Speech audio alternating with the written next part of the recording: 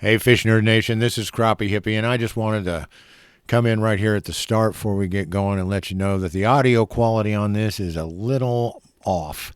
We had some connectivity issues, and I know in a lot of our shows, it's a small thing where all of a sudden the chat speeds up or does something kind of weird. Anyway, it's not you. You are not going crazy. It is on our end, but it happened to be particularly egregious in this show. Fair warning. Don't stop what you're doing. You're fine. We just had some connectivity issues. Please bear with us and enjoy the show just the same. Thank you. Whether you're fly fishing in a stream, getting those ankles wet, or deep in the ocean, casting nets, fish nerds, fish nerds, fish nerds. It's a podcast. It is a podcast. Hello and welcome to the Fish Nerds, the show about fish, fishing, and eating fish. I'm Clay Groves, Chief Executive Fish Nerd, licensed fishing guide, your best friend, and joined by my beautiful co-host, the Crappie Hippie. Hey, everybody, it's your beautiful co-host, Crappie Hippie, on the show that's always entertaining, usually funny, and mostly true. Very glad to be here with you all tonight for our November show. Yeah, we did it. We managed to get together. John, it's been a wild fall.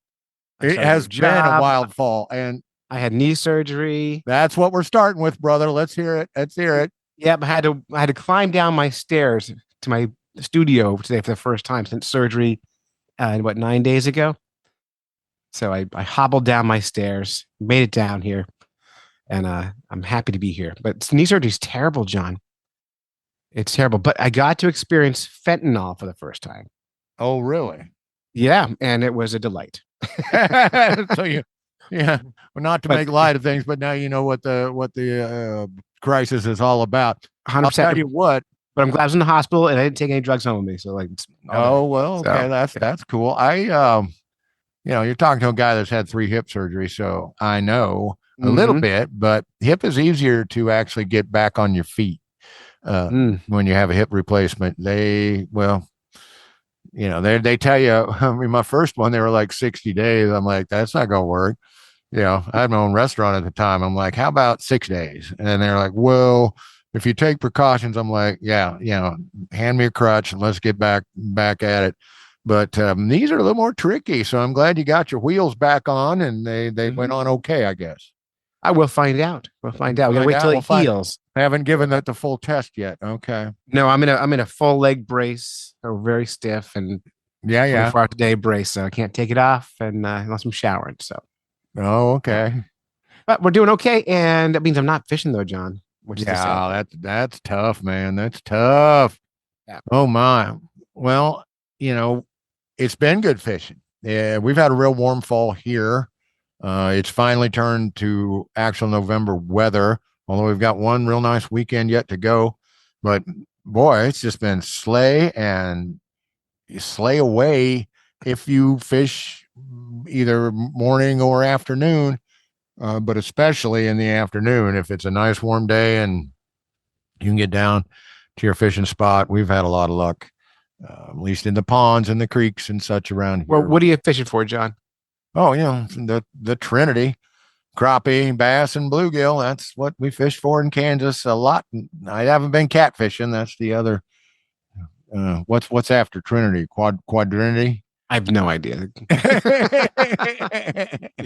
But I don't do Trinities that well. Yeah, well, that cat, the catfish is kind of off over there by itself because it's kind of a different style of fishing. But you can put on your jig spin and just have a ball catching, 1, 2, 3 all afternoon. And so it's been pretty good.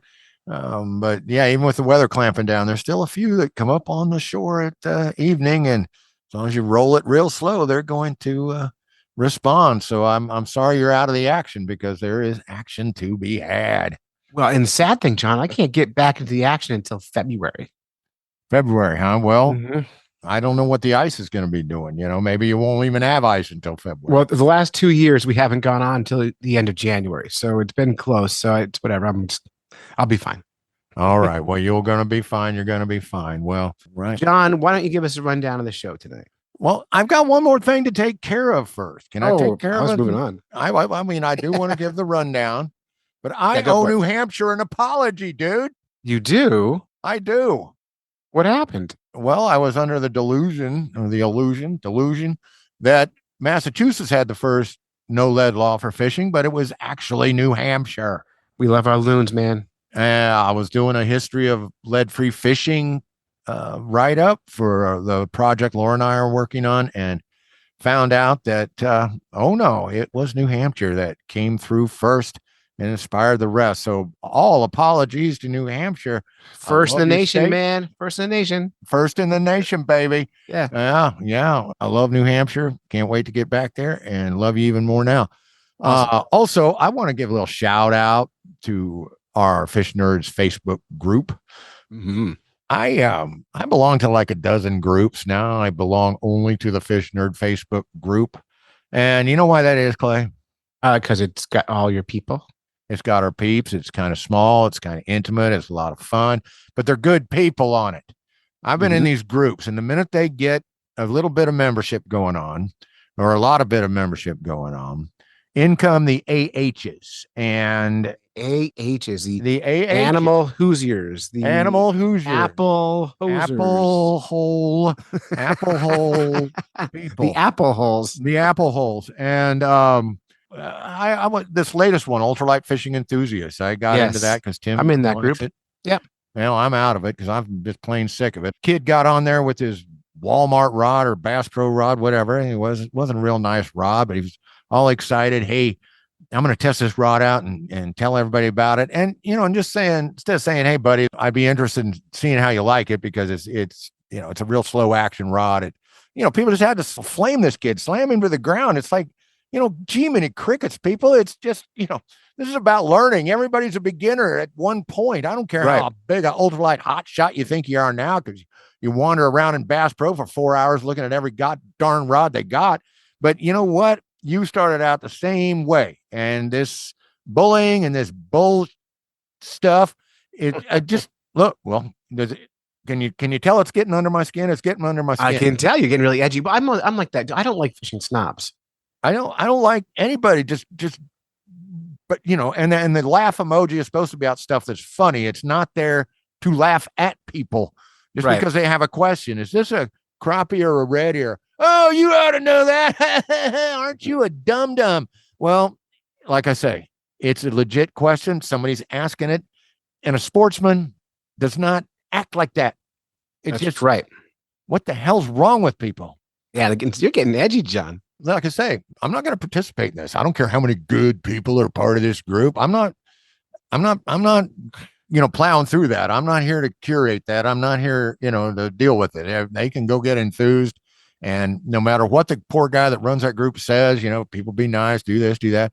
They just invariably attract a bunch of dipsos, and I'm done. I'm done. We haven't seen in the Fish Nerds podcast group. We don't see that very often. And if I see it, I boot people. There's no warning. So you won't ever notice the post. So as soon as it's up, it's gone. Right. You can be positive and you can be cool, or you can be gone. Well, and you can disagree. Absolutely. That's totally welcome. It's just, we got to be cool. Right. You got to be cool. You're like I say, the kid was just, happy with his little rod that he, bought. And it's just like, where a lot of us started off with a big slow action ultralight or whatever. I still use them. Yeah. Well, what, what the heck? We catch fish. Who cares? It's just fishing. Right. It's just fishing. We're going for all these people who take fishing and they make it super complicated and competitive and they think because they spent millions of dollars over their lifetime on fishing equipment, you're not fishing like them because you haven't put that time in yet. Whatever, just go fishing. It's just fishing. It's a string and a hook and a stick. It's not that big deal. No, it is not. So anyway, there we go. Thank y'all. Let me get that off my chest. John's soapbox. John soapbox. You go out and if you can handle the negativity, you join your groups and you overlook that. I know you've got a lot of tolerance for that stuff, Clay, but I guess I'm a little thin-skinned when it comes to that because I do fishing education. I deal with beginners all the time. And I know that, slapping them upside the head isn't exactly the way to get them to stick with fishing and be happy with what they're doing. Okay. All right. Enough said. All right. Let's talk about what are we doing here. Enough said. John, hang on. I need to go get something to drink. I'm coughing all over the place here. So I'll be right back. Okay. All right. Me too. Yeah, sorry. All right, John, I'm back. All right, we are back. All right. You ready? Let's go. All right. All right, Clay. I've said my piece. I'm settled down a bit now. Good. Let's run down the show for these fine people. We're gonna People start who are off. so we lost all those ultralight fishers. They're not even going to hear the rundown. we didn't lose any.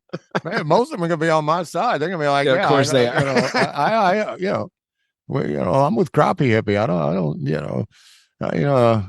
don't need the abuse. But whether they're in or out, and I hope they're still in. They're in. We're going to start this off with our good friend Joe Henry from the Lake of the Woods Tourism Bureau. He is the executive director of that organization, and he was excited to talk to us about a new law that's going to help prevent pollution from ice fishers called Keep It Clean. And so there's our first feature of the evening. Then we're going to move right on over to Fish in the News, where we have a lure report. We have a report on mysterious fish washing up on shore, an atypical occurrence of this certain deep water fish that keeps washing up on shore in California, and the folklore tie-in to where that might just be something that, something unlucky to see this particular fish wash up on shore. John, I learned a new word I'm going to debut in the news today called kleptoparatism. Oh, yeah. So I got a story there for you. That. Can't wait for that. And then we've got 3 stories in our fish crime section. We'll do those, and then we'll be on out of there. And then I've got a really fun guest. Now, she's not crazy and silly and like me and you. She's a very soft-spoken young lady. Her name is Deighan Cherry. I call her fishing's own Greta Thunberg, because she is an activist like you would not believe. She is an advocate. She is an activist. She is a fine, fine fisher. She's straight out of the great state of Texas, and she is on it.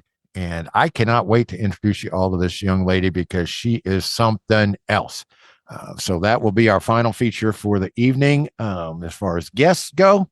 And then I threw on an old segment off the Lure Love show about from our Thanksgiving show about the muddler minnow, which is a fly that is comprised of, among other things, turkey feather. I know what could be more appropriate for Thanksgiving than a fly made out of turkey feathers. Fun, John. That's fun. I just realized I was looking at the wrong notes.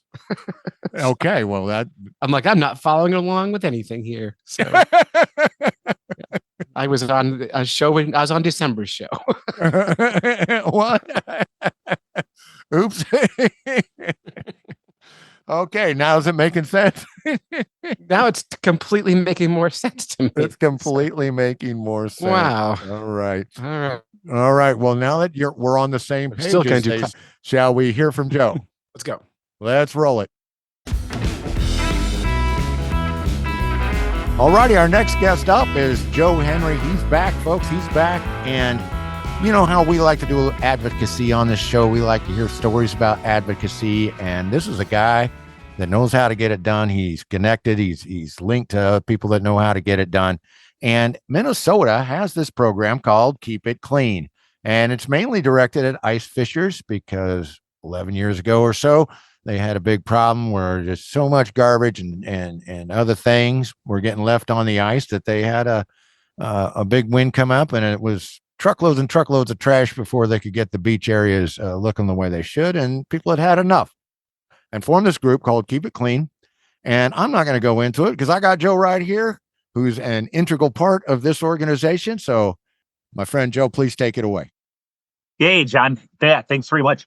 Yeah, it's interesting. So to kind of give it a little background, Lake of the Woods, we call ourselves the walleye capital of the world. And that's all due respect to other great fisheries out there.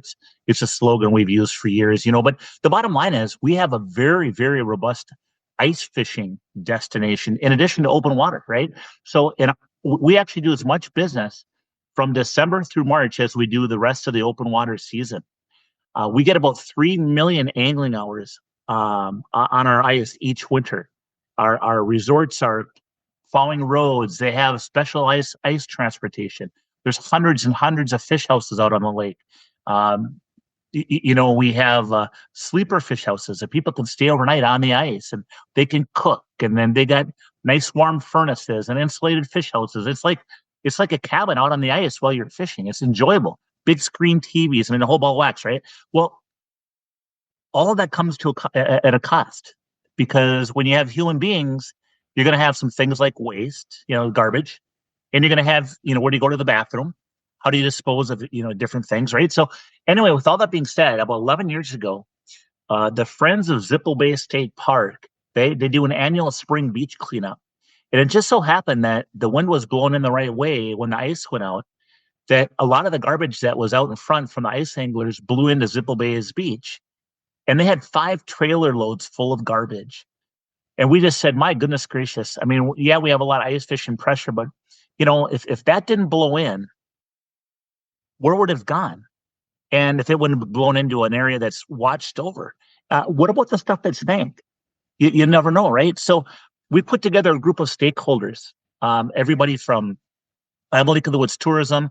It's really directed by our Lake of the Woods Soil and Water Conservation District, Mike Hurst, up at Lake of the Woods. And then, we got county commissioners, sheriff's department, DNR fisheries, DNR enforcement, and just really a group of stakeholders pulling together. And we basically, around the Lake of the Woods area, we'd put up signage, we'd do advertising campaigns.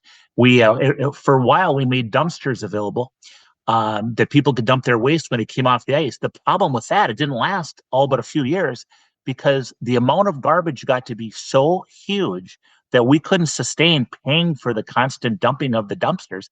In addition, and this is just real life, there was a lot of theft of service.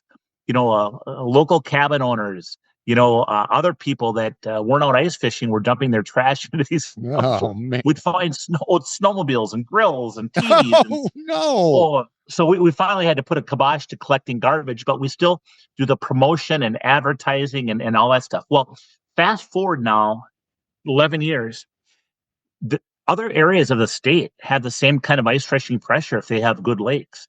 And they came to us and said, we want to do something. We know that you have a 10-year head start on us. Could we just join you? So we started expanding this across the state. We had lakes like Upper Red Lake, Lake Mille Lacs, Lake Vermilion, and many others join us in our Keep It Clean campaign. We finally then went to the state legislature and said, gosh, there's a lot of really good-meaning people out there. There's a small group of people, John, that are just pigs. They just leave trash behind. They're just pigs. You can't change it. It's hard to change it. But there's a lot of really good-meaning people that are leaving garbage and waste behind. And I think one of the things that happens is, with the growing technology of wheelhouses and things, and people spending more and more time on the ice, I think there's a lot of people that say, gosh, we're going to be out here for a few nights. Let's just set our garbage outside the door of the fish house, our garbage bags and such, and we'll pick it all up before we go. Well, when you're on that ice for 3 days, you get sub-zero temperatures, so warm bags are freezing into the ice. So when you pull them up, the garbage falls out. You get high winds at times. You got snow that goes on top of it. You got birds that, when you're not watching, you're inside fishing all day, ravens will come and tear open those bags looking for food. I mean, there's a lot of things that can happen, even to good-meaning people, that the garbage ultimately ends up on the lake. So we proposed, and actually got passed to the state legislature, a new Keep It Clean law. And the new law says that when you're on the ice in Minnesota, you cannot no longer can you place garbage or any kind of human waste on the ice. You have to keep it, in the back of your vehicle. You have to keep it in your fish house or an enclosed container. Now, what that has done is it's made it so that when people, just by happenstance, those good-meaning people that would accidentally or not knowingly leave trash behind, all that trash is now being contained so it doesn't touch the ice in the first place. Just by happenstance, we believe that there are going to be tons and tons of garbage across the state that will never enter those waterways, that otherwise may have entered those waterways. We've come up with digital marketing campaigns. We have a campaign that's a geofencing campaign, so that when people go to Lake of the Woods, once they're a half a mile offshore, if you have a smartphone on with location services turned on, there's a good chance that the next time you check your phone in your fish house while you're fishing, people always check their phones and such, right? There's a good chance that they'll look at their phone and it's going to say, hey, please remember when you're on Lake of the Woods to keep it clean. So we're constantly doing ad campaigns, signage. A lot of we've made our Keep It Clean logo available to our resorts, so that they're putting on the back of ice passes. When you purchase an ice road pass, for $10 or $15 to be able to utilize a long ice road, they give you a piece of cardboard, a little thing you hang on your mirror so they can see that you've paid, right? Well, they're putting the Keep It Clean logo on that. Some of the resorts are putting the Keep It Clean logo, on their websites now. So we're really, really getting the message out. We're talking about it. There's now a law, so the DNR conservation officers have something to enforce. And we even have a website. Our website is, keep it clean, mn.org. And if you go to that website, you'll see that some of the work we've done. But it's just been a group effort now. We got the eyes and ears of our state legislature and the DNR and Minnesota Pollution Control, soil and water conservation districts, counties, lake associations, tourism bureaus. Everybody really is in favor of doing our best to keep our lakes and rivers clean. Well, this is fantastic, and I really enjoy having you on the show, sir, because you can tell it like few can. And I'm so excited about the whole story here because you recognize the problem. You look for an actionable, workable solution. According to surveys I've read, 90% of fishers are not, they don't want to pollute. They work hard to get their line, back. So there are always a few baddies in whatever we're doing. But I'm excited about this just because, it shows what you can do if you can get the right people headed, in the right direction together. And I'm not going to divert down this road very far, but right now, the lead-free fishing movement, we're, looking at the same thing. We're looking at organizing the orgs because right now the organizations are kind of scattered and we want to get everybody on the same page of working together. And that is exactly what you all did. And it's fascinating. And I have not taken this and run with it as I wish I could, because I am a true fish nerd and I love to follow things down to the nth detail because I want to know what people are doing elsewhere. Because I see a model that doesn't have to be restricted to ice fishing. I see a model that does not have to be Minnesota only. Clay Groves, who runs this show or is the founder of this show, he's an ice fishing guide. We could do the same thing in New Hampshire, perhaps. It's exciting that it's spread over the state of Minnesota, but I would like to see it go nationwide because there's got to be a freshwater model. One problem I have with here in Kansas, and they're getting away from it, but when people whine and cry that there's not enough trash cans and not enough dumpsters, not enough this and that, I've noticed it in different parts of the country, especially the Northeast, they get rid of all that because they're just like carry in, carry out. Yeah, and I'll tell you something too. You're right about that. Out west and in the Northwest, there's a culture that's been ingrained. Pack it in, pack it out, and they're much more environmentally, I think, minded at our national parks and our different recreation areas out there and stuff. And that is very true. I'll give you a good one, John. We just had one of our members on Mille Lacs Lake. She organized a grant program. She got some money, and they put that grant money towards kind of an experiment. And this experiment was that they got a dive team that goes down and looks for garbage, in the body of water on the bottom of the lake. Now, the place they do this the most is Lake Tahoe. And that water is clear and stuff. But here's what's interesting is that on Lake Mille Lacs, there's a lot of ice fishing, and it's a clear water lake. So going down and looking for things is doable. Lake of the Woods, we have stained water, so that wouldn't be such a good option. But on Lake Mille Lacs, the water is really clear. So they went down and they found some garbage, but they didn't find a ton. Here's the thing, though, is that the contour on Lake Mille Lacs, there's a lot of different contours and things, so when that wind blows, that garbage could be going on Lake Tahoe. As I understand it, there's some shelves that naturally trap the garbage, so it all gets kind of pushed to one area and they can get it. So, but anyway, they didn't find a ton of stuff on the bottom of the lake, but again, we're dipping our big toe in the water, looking for solutions. Now, I'm no tree hugger, and I'll tell you that right now because I know darn well there'll probably be some listeners saying, that Joe Henry guy at the Lake of the Woods is probably a tree hugger. He's probably a radical. Hell, no, I hunt, I fish, but at the same time, I really appreciate our natural resources for what they do. They've done for my life, they do for others, and the enjoyment we get out of it. Plus, in the United States of America, look at the opportunities we have for fishing and hunting that they just don't have ever in other countries. This is a luxury. It's like a driver's license. It's a privilege. You just don't get a driver's license. They can take it away. That's the same with our natural resources. So I'm not a tree hugger, but I do care about our environment, and I want to do my part, and I want to do our part to make sure that we're doing our best to keep fish populations healthy, to keep deer and bird populations healthy. But again, it's common sense. I'm not going to go hard left, hard right. I want to make it so this is realistic for most people. Well, I characterize myself as a tree hugging redneck. I'll hug that tree, but if I need it for firewood, then I love my chainsaw and I will take it down and utilize it. But I do it, yeah, because the common sense manner, and we harvest, we can harvest, and we can actually benefit environments by responsible harvest of whatever resource, responsible use. What I like about the idea is that, see, like in Kansas, instead of paying somebody to go around and fool with these overflowing dumpsters and get the people that cannot seem to read the giant sign on the side of the dumpster that says no fish guts. So when you pull in the parking lot, it's like, holy cow, what happened here?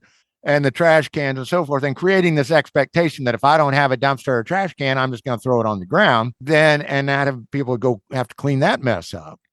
You do carry in, carry out, then you can pay for divers. Then you can pay for more fish stock. And then you can pay for other things, and having people go around and clean up a mess after the lazy, after the foolish. And also people that just maybe don't know better because they're like, well, it's usually a trash can here. My biggest gripe is the one where I come across a cooler where the cooler's, been destroyed by the weather. There's 30 rack of beer cans sitting there. And I'm like, holy crap, y'all carried this in full of beer and ice, and you had your little party, and then you just left it when it was empty and done, and you could have just mushed all the beer cans, put them in the cooler, and taken it. The two of you that carried this thing in here could have carried it right back out again. I don't care how how beard under you were. There's no excuse. There's no excuse. Like you say, sometimes a well-meaning person will, have something blow out of their truck or will get stuck in the ice, but I love it. We're going to go circle back to keep it clean because it takes that into account. And it says, well, look, just get yourself a 5-gallon bucket with a snap-on lid, have one to go in and one to throw your trash in, and then you're set. And you can. Yeah, the kicker is too planning ahead. Planning ahead, having the garbage bags, having, in our case, ice fishing, having black garbage bags or colored garbage bags, not white, to blend into the snow. I mean, having a game plan ahead. Hey, how are we going to collect our where are we going to go to the bathroom when we're on the ice? We got our resorts offer different opportunities. You just got to plan for things like that. And I think that's the kicker. Okay, Joe, tell me about the enforcement end of this thing. You had, when we talked about this privately, you had some interesting things to say about how the people that are going to enforce this keep it clean law, how does this benefit them, this organizational scheme? Yeah, exactly. Well, first and foremost, like in our case, it's going to be primarily the Minnesota DNR conservation officer that'll be on the ice and we'll be able to force this. But, they're not looking to write tickets. But at the same time, they've always said that, the way the laws were written in the past, their hands were tied.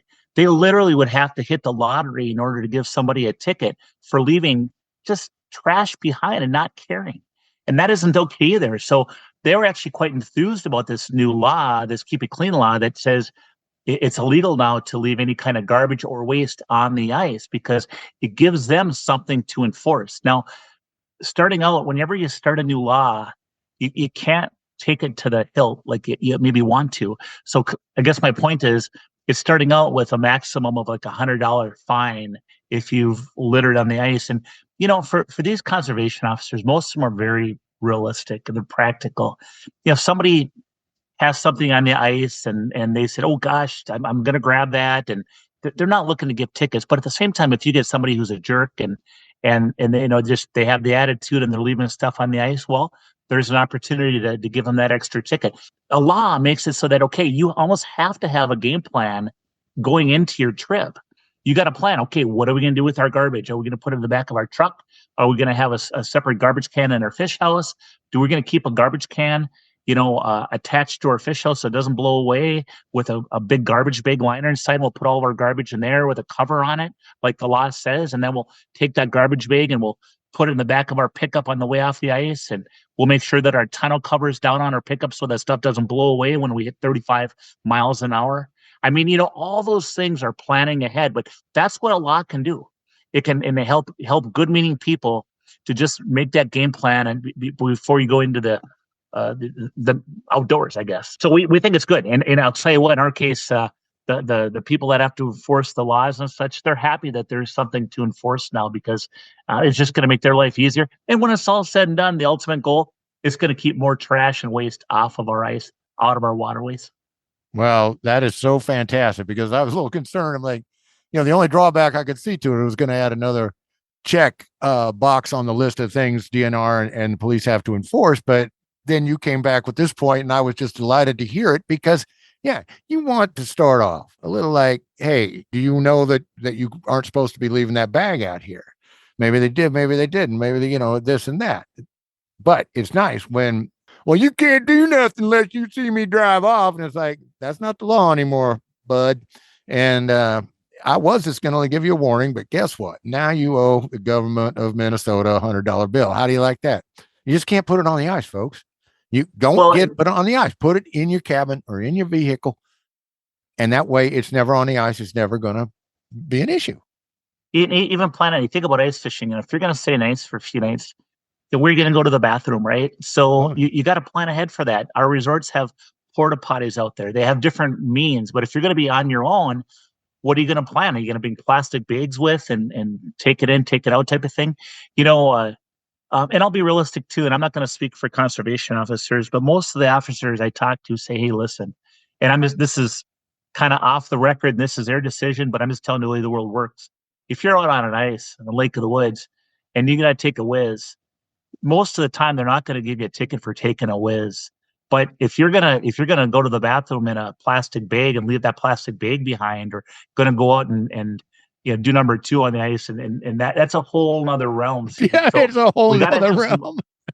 We gotta have some common sense here. And people say to me, "So what? You can't take a leak out?"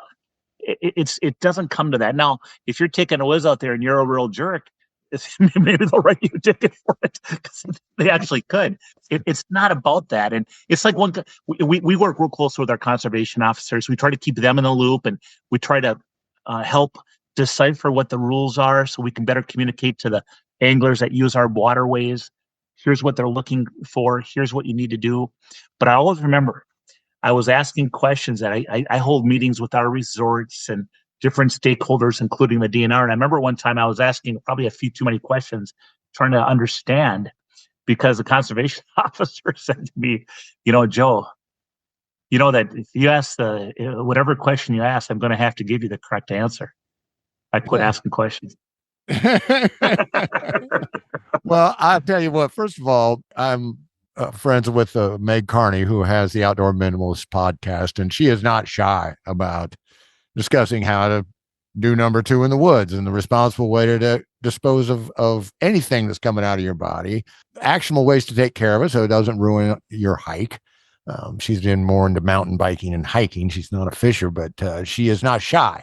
And one of the things that drives her crazy is people that, they pick up after their dog, but then just throw the bag down at the trailhead because they don't want it in their car. Yeah. And once again, there's aspects of your law here that could really be effective there.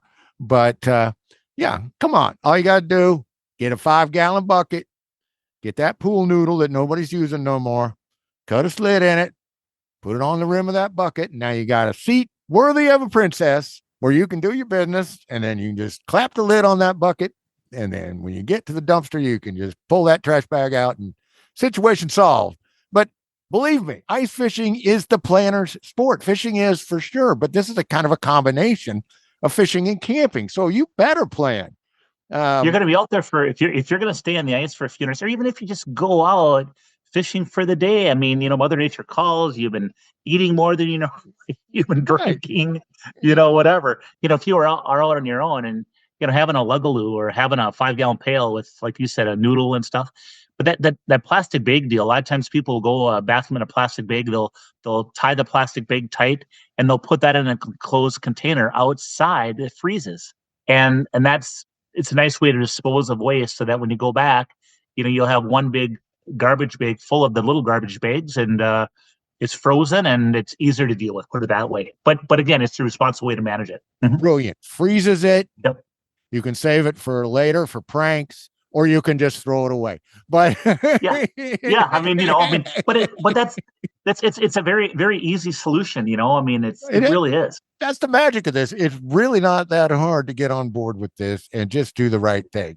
Once you set something in law, people say this wasn't a law already. Well, I've already done this, Well, the fact that we're talking about it, the fact that it's a rule now and you can get a fine, it's going to curb behavior, right, wrong, or indifferent. And that's a plus for the environment. Absolutely. You got to have some teeth in there. You got to be able to have something you can pull out and say, look, if you're not going to respond to being asked nice, then I can put the law on you, because this is about other people. This is not your lake. This is for everybody. If you're not going to have empathy, then we're going to teach you a little lesson about empathy, and that you want to take care of this lake because it's for everybody. Again, you know what? It's about having a game plan ahead of time. It's about caring about our environment and making us so that, hey, man, the next generation, they're going to be stepping into this natural resources in a good place. Joe, always a delight to have you on the show. You are a fantastic person to talk to, a fascinating person to talk to. I'm so glad that Tim Beat put us together. So anyway, Joe, thank you so much for taking time out of your busy schedule this morning to come and talk to us on the Fish Nerds. It's fun to share ideas. John, thanks so much, buddy. Appreciate it.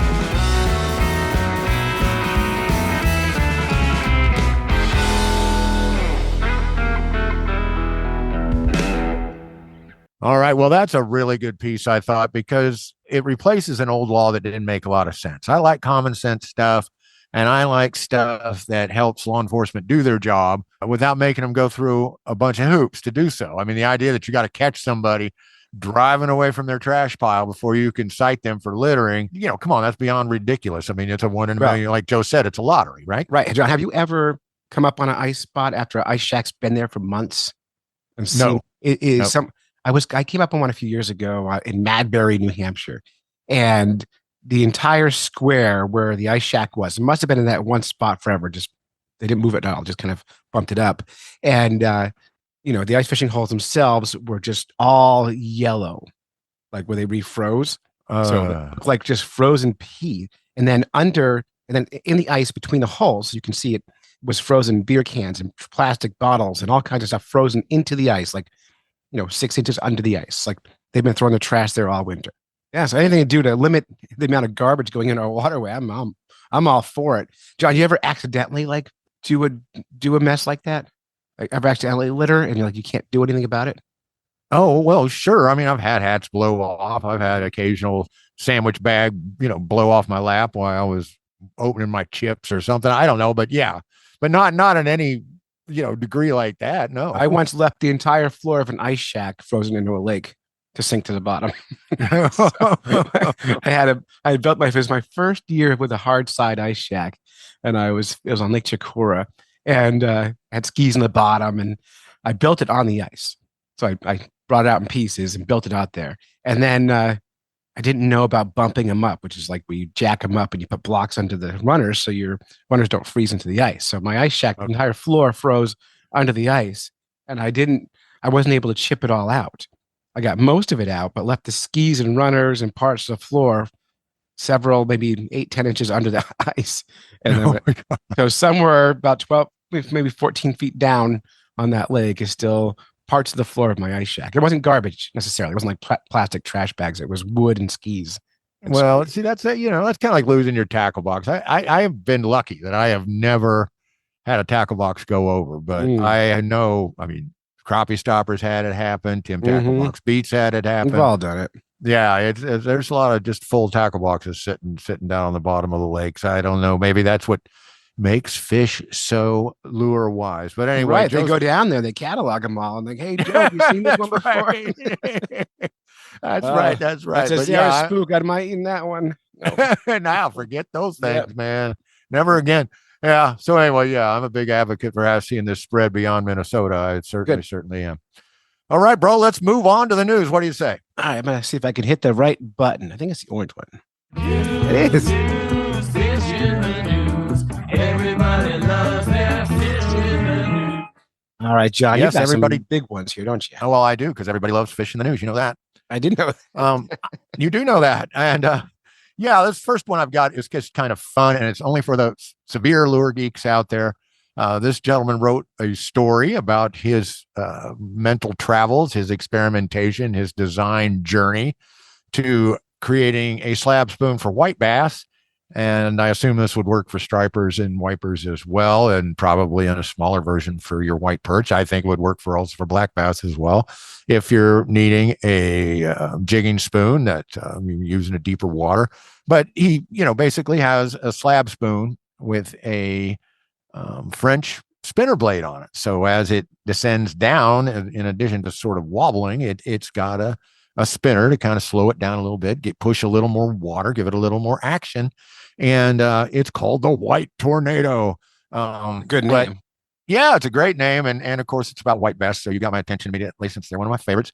And one of the things, though, that I found interesting, you ever wonder why on undressed like inline spinner hook, red or a chartreuse or a green little piece of tubing on that hook shank? Yeah, I've seen it. I don't know what it's for. Well, it's actually to focus the fish more on hitting the back end of the lure, because on inline spinners, especially, a lot of times, and I know this can happen, they'll ping the blade, or they'll hit at the blade, they'll hit at the flashy part, and they won't center on the bait. And so this gets them to center on the bait a little better, because they see color, and they see, they have a response to both ends of the bait instead of just the front. Mm-hmm. I'm gonna try it. Well, heck yes, I am too. In fact, I was running a little tail spin here this fall that I made myself, and I really was having a lot of strikes and just not hooking up. And then I read this, and I'm like, man, maybe I'll take some red nail polish, or maybe I'll take some red thread, or chartreuse or yellow or something, and because it's a little black. And I'm going to maybe just run a little touch of color back there just to see if I can get them to center on this thing a little better. Because it's not that they're not hitting it, but I'm just not hooking up like I feel like I ought to. So interesting detail there. It's a super geeked out article, but of course we have all these in the show notes. Please enjoy. Now, yeah, I'm wondering how that would work jigging through the ice. Oh, I'm sure it'd be great jigging through the ice. Sure, it'd be great. I mean, this is a honker. I mean, this is for deep water, that he's doing. Although I don't know if Lakers would hit it. I mean, it looks like, why wouldn't they? I don't know why they would. Like everything looks like a fish. Right, the whole game is make a thing that looks like a fish, because that's what fish eat. So why would a white bass look at that and go, that looks like a fish, and a lake trout look at it and go, it looks like something else. Like it's they're not that well. Yeah. I mean, you guys like use the what does Vinny like use? Chubs, right? For bait? When he goes bait. Yeah, it goes with bait. He likes to use cut sucker on suckers. Suckers, not chubs. On a monstrous lure.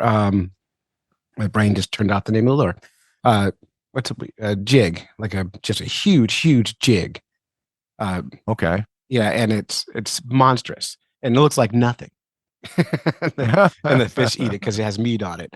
But we used to jig. We first started lake trout fishing. We would jig spoons with treble hooks on them, and we catch tons of them. We found that we were gill hooking a lot, and we ended up killing a lot of fish that we weren't planning on eating, because the fish were just smoking it, and we get those trebles in the fish's gills, and it's game over. Or we're getting a fish that's undersized, and you have to release a dead fish because it's undersized. Yeah. So we switched to lures and jigs that have single hooks, and we had a much better, less dead fish on our table. So, well, that's great. So, what kind of spoons? I mean, because a slab spoon is kind of like a hoppy, a Hopkins, a jigging spoon. It's very similar to those. I mean, the things I use are so generic; they don't have names. They're just right. They're just a shiny piece of metal with a treble hook on the end of it. Right. They look like little, like giant little Cleos, with a bend in the middle of it.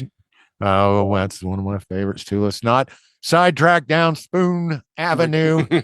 Let's move on to blade baits. Speaking of good bait to use over deep water, good bait to jig, although you can also cast and retrieve these.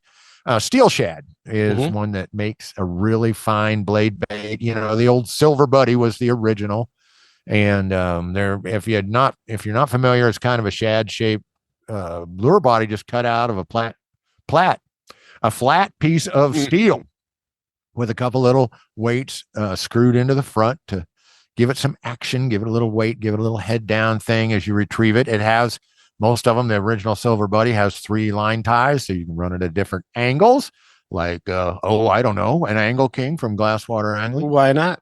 Why not? And but SteelShad makes a darn fine version of this. They have a million different finishes, and they have come up with a new one called the SteelShad Bottom Blade. And I really got excited about this because a lot of these species you jig for or go after with a blade bait, they will pick it up off the bottom. It can be laying flat on the bottom. Black bass will come and pick it up. White bass, your temperate bass will do that. I don't know about other species, but unless you're in a thing like either you're in a shad kill because of a sudden cold front where shad are dying and fluttering and dropping dead on the bottom, or you're over a bunch of running stripers or white bass where they're whacking at the bait fish and they're puking them up again, and the chunks and bits are falling down to the bottom and laying flat on the bottom. That's kind of the only time where they're going to be real prone to grab that bait lying flat. So SteelShad came up with the bottom blade where they modified those front weights so they actually move. So they give you a little more vibration, a little more push. And when it settles to the bottom, it settles head down and stays standing up. So it looks like a forage fish feeding. That's better. So, yeah, well, it's better. That sounds in cool. a lot of situations. Yeah, because you're throwing up, against the shore, or you're, in a spot where the forage is feeding in their typical head down fashion, and that way you can just kind of hop it along like a fish going along, doing its thing, not paying attention. Anyway, I thought it was ingenious. So I have not tried one of these out yet. I'm doing this strictly on the advertising, but by golly, it's a good old timey bait that just, won't seem to go away because it really does work in the right situations. And now they've made it more versatile than ever. So check out the SteelShad Bottom Blade. Sounds good. I'm in. Okay. We're looking at some omens, Clay. Do you believe in omens? Do you believe in omens? I do. In nature? I do. Nature tells you. Okay, this next story is about omens. Omen, not the omen. Omens, Clay. Well, I believe nature. I believe nature tells you what's going to happen. So it depends on what the omens are. If you see an eagle flying west toward the land of your enemies, is it time to attack? That sort of a thing. Yeah, I don't. Why not? Yeah, why not? Oh, maybe. Yeah.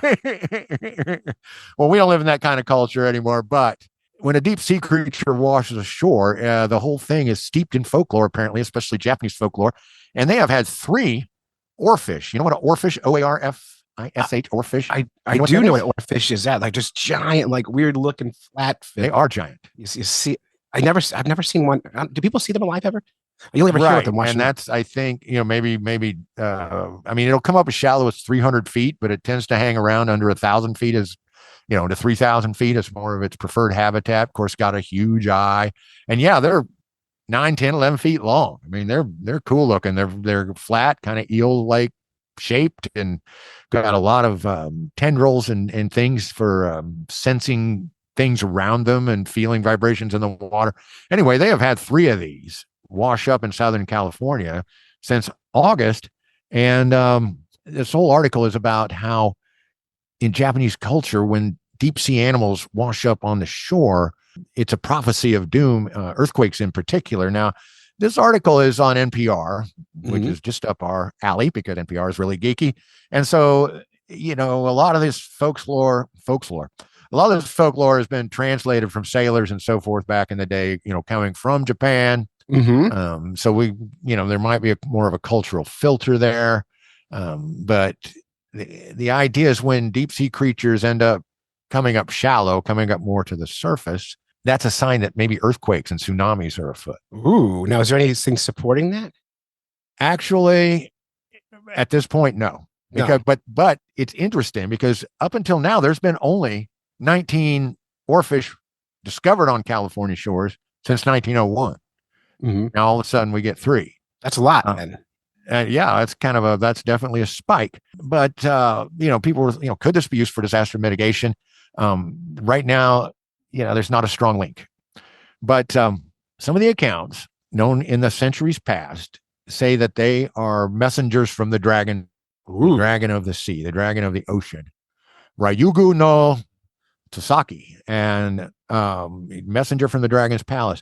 And there's some neat tales, and I'm not going to spoil this for you, but there's some neat tales about fishermen and so forth who are granted a trip to the Dragon's Palace because they committed, because they saved a turtle or they saved a seal or they did something nice and were blessed by the gods of the ocean. And so the Ryugu no Tsusaki is not necessarily an oarfish all the time or specifically an oarfish.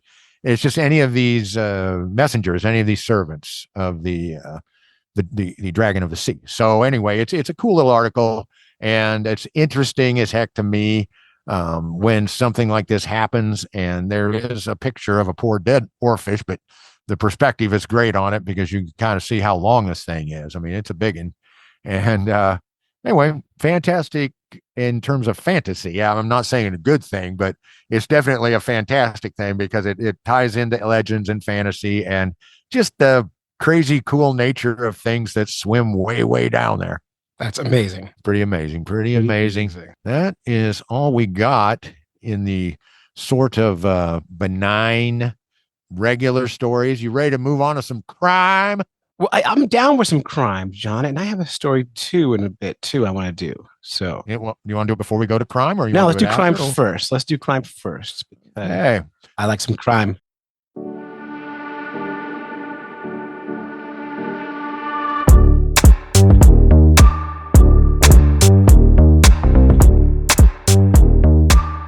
Well, most of these stories that we do on Fishing News are sent in by Tim Tackle Box Meat, and he sent in a couple of these crime stories as well. The first one is about Indonesia on these illicit gaming casinos they are seizing because it's gone from just being a sort of what they call a parlor video game to a gambling game. and do you have any idea what this is?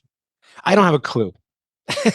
Well, I came across this site.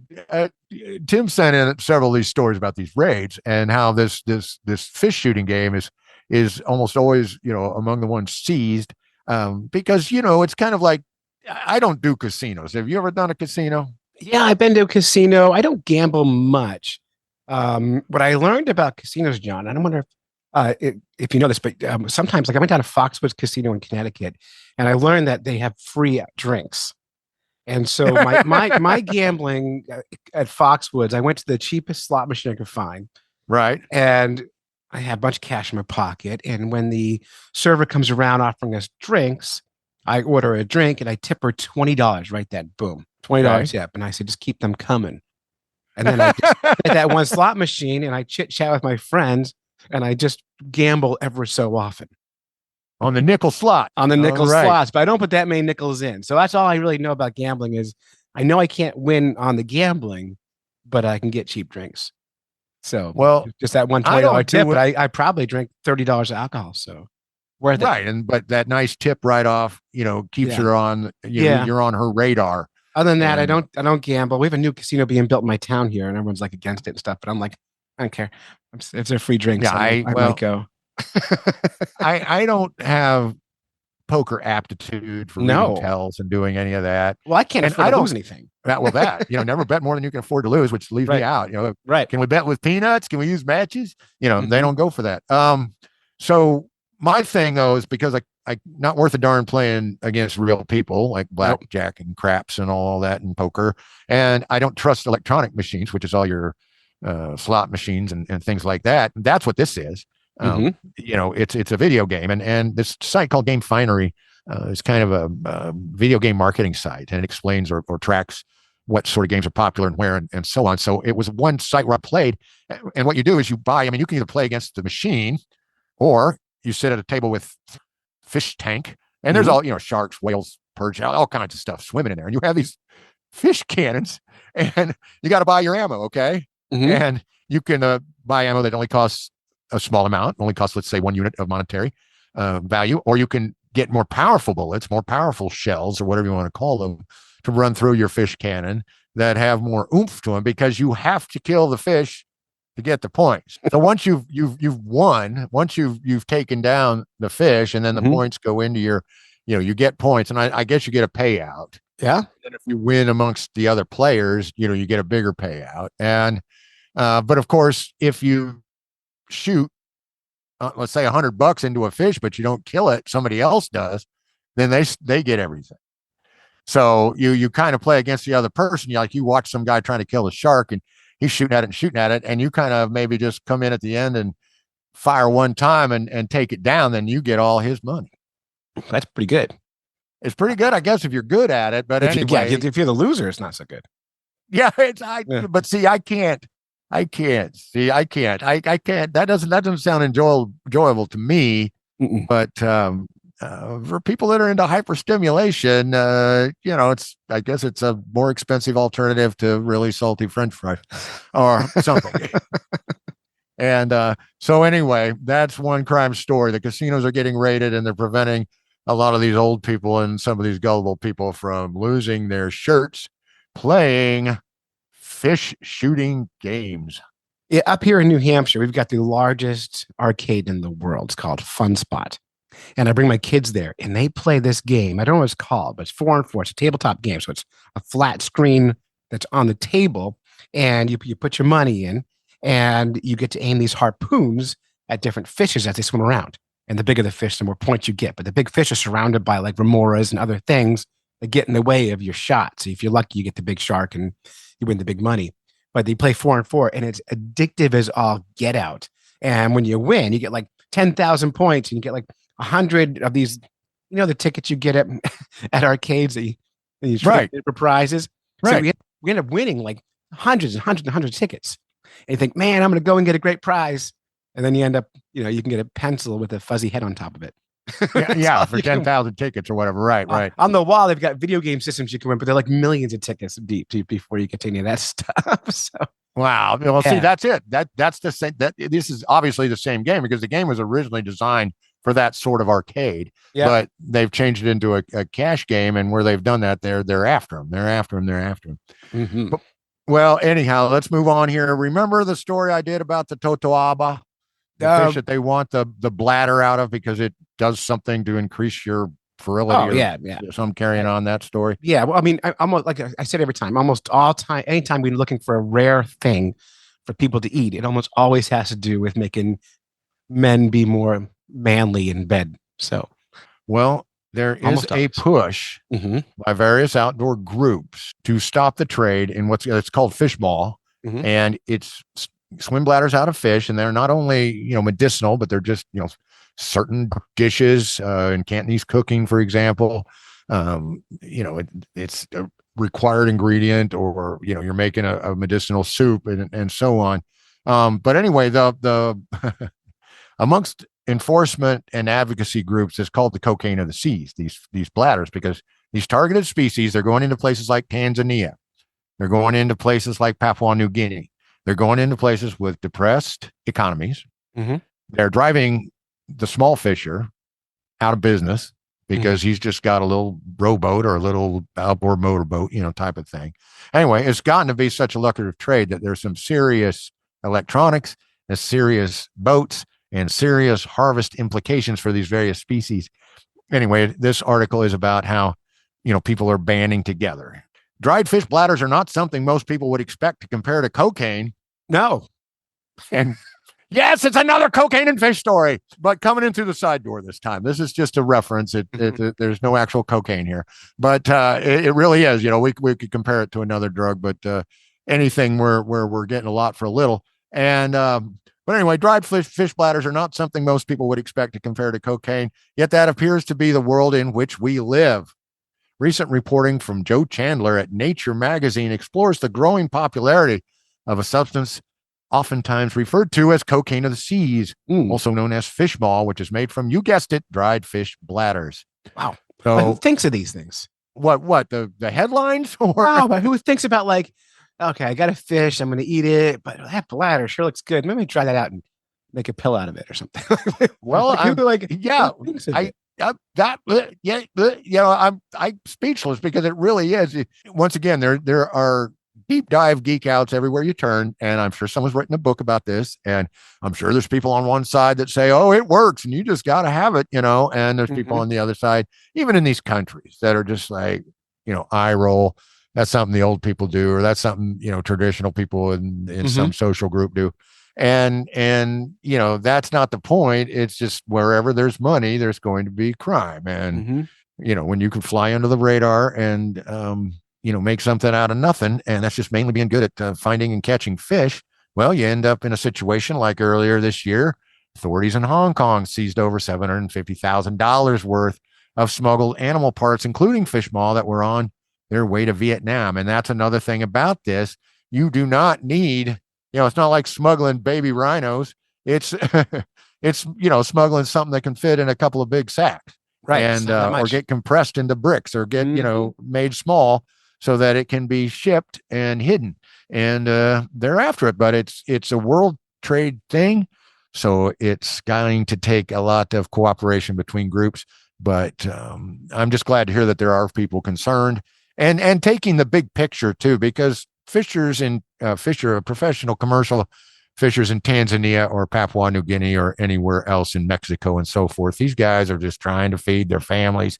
They're just trying to feed their villages. They're just trying to make an extra buck on the side, maybe for a new net or a new pair of Crocs or whatever to wear when they're out fishing. And that's what they fish with in New Guinea. Crocs. Whatever that, I know that's straight out of my culture, but whatever, a new fish spear in New Guinea. I don't know, but whatever you need in New Guinea to get out there. And it's kind of a shame that this sort of thing is hitting these traditional cultures that aren't into this at all, and it's hurting their economy on top of endangering a species and enriching scumbags. So there you have it. Well, there it is. Big crime in fish maw if you're ever looking for an alternative form of income. Now, this last one is just plain scary, and I don't know about you, but as I get older and older, I do get older and older. We do get older and older. We want to keep getting older and older. It's apparently unavoidable, no matter how saucy and cocky and full of energy we feel, or how much fish maw we eat, and how much fish maw we eat. Exactly. It's irreversible. And being that the case, when I was a kid, I'd just go fishing anywhere, anytime, no problem, no big deal. But anymore, like, if I'm going, I like to go like to the rip rap early in the morning, or I like to go way up in the upper end of a reservoir and follow some dirt, trail down to the edge. But there's one spot I used to go to by myself up here at Hillsdale, but ever since I've started finding hypos and like that one time I went up there, I pulled up on this beat up old van, and that person looked up from whatever the hell they were doing and just floored it right on out of there. So I think they were probably shooting up or doing something else they shouldn't have been doing. But it's gone from being a good place to fish to not so fun place to fish, because you don't know who you're going to run into because it's way off the beaten path. And I don't know. You ever feel the same way? I do feel that way. Yeah, I think I've done exactly the same thing. You pull up on people and they're gone. They run away. Or one time I was out early in the morning fishing another spot on Hillsdale. And I was clear off down the shore, and I turn, and here comes a carload of dudes, crappy car, just coughing along. And I'm out there at 4 a.m, and they're clearly still up from their Friday night Yahoo time. Like they're wrapping up their party as you're starting your fishing. Yeah. And I'm just, wanting to fish a little. And, I'm like, God, I'm not worried. They can't see me. I'm down the shore, and there's plenty of brush and grass and stuff for me to duck into. But I'm like, what if they start jacking up my car just to have something to do? What am I going to do then? But, they kind of just slowed down and turned around and drove away. It was one of those things where let's drive out the lake and then let's drive down to this road. It's just one of those things, thank goodness. But this one really got to me because I feel bad for this poor guy. Police: Riverhead man facing felony charges after severely beating another man at state fishing access site on West Main Street. God, that's a terrible headline. It is a terrible headline. And this is Riverhead, New York. And they arrested this man for felony assault, weapon possession, and criminal mischief late one night at the fishing access site. Criminal mischief sounds like more fun than it is. Yeah. Yeah. Mischief doesn't sound like a crime. He's so mischievous, it just doesn't. Yeah. Like somebody threw a rock at you or something, but it doesn't, because this guy got beat with a ball bat. All right. This man who preferred to stay anonymous, and I don't blame him. He was out there about 11 p.m., just wanting to do a little fishing, probably a little cat fishing, little this, little that, 44 years old. And he told the police he just was standing there, sitting there, and all of a sudden somebody just whacks him right upside the head with a ball bat. Good. And That must before hurt you- so bad. I that's one of those worst, like, whenever I like you see movies and that happens, you think that's it.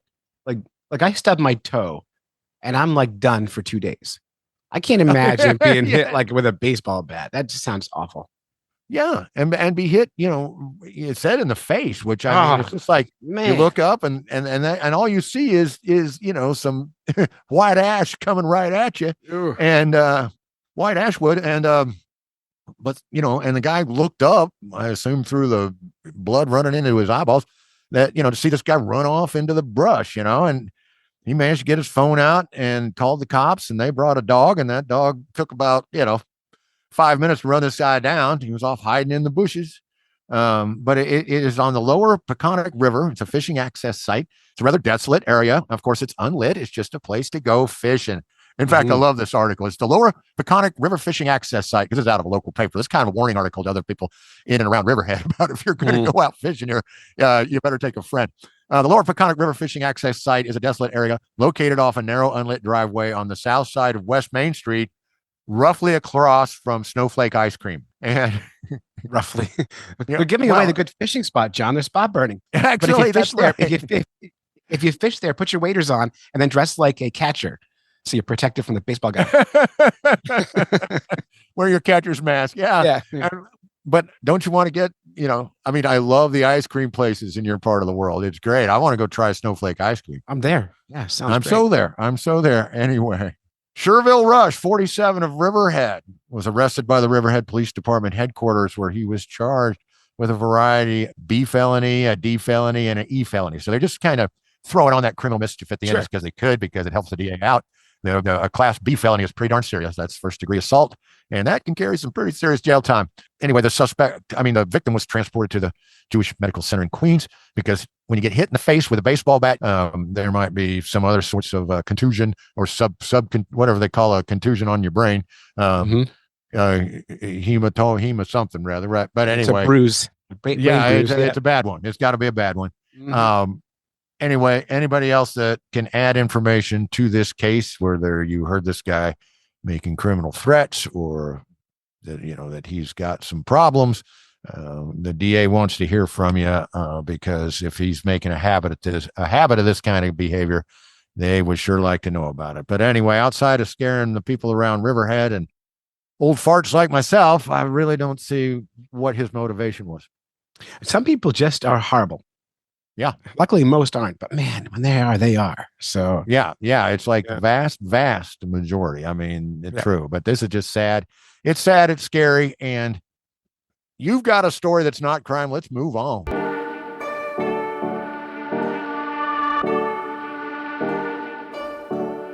no, I got a biology story.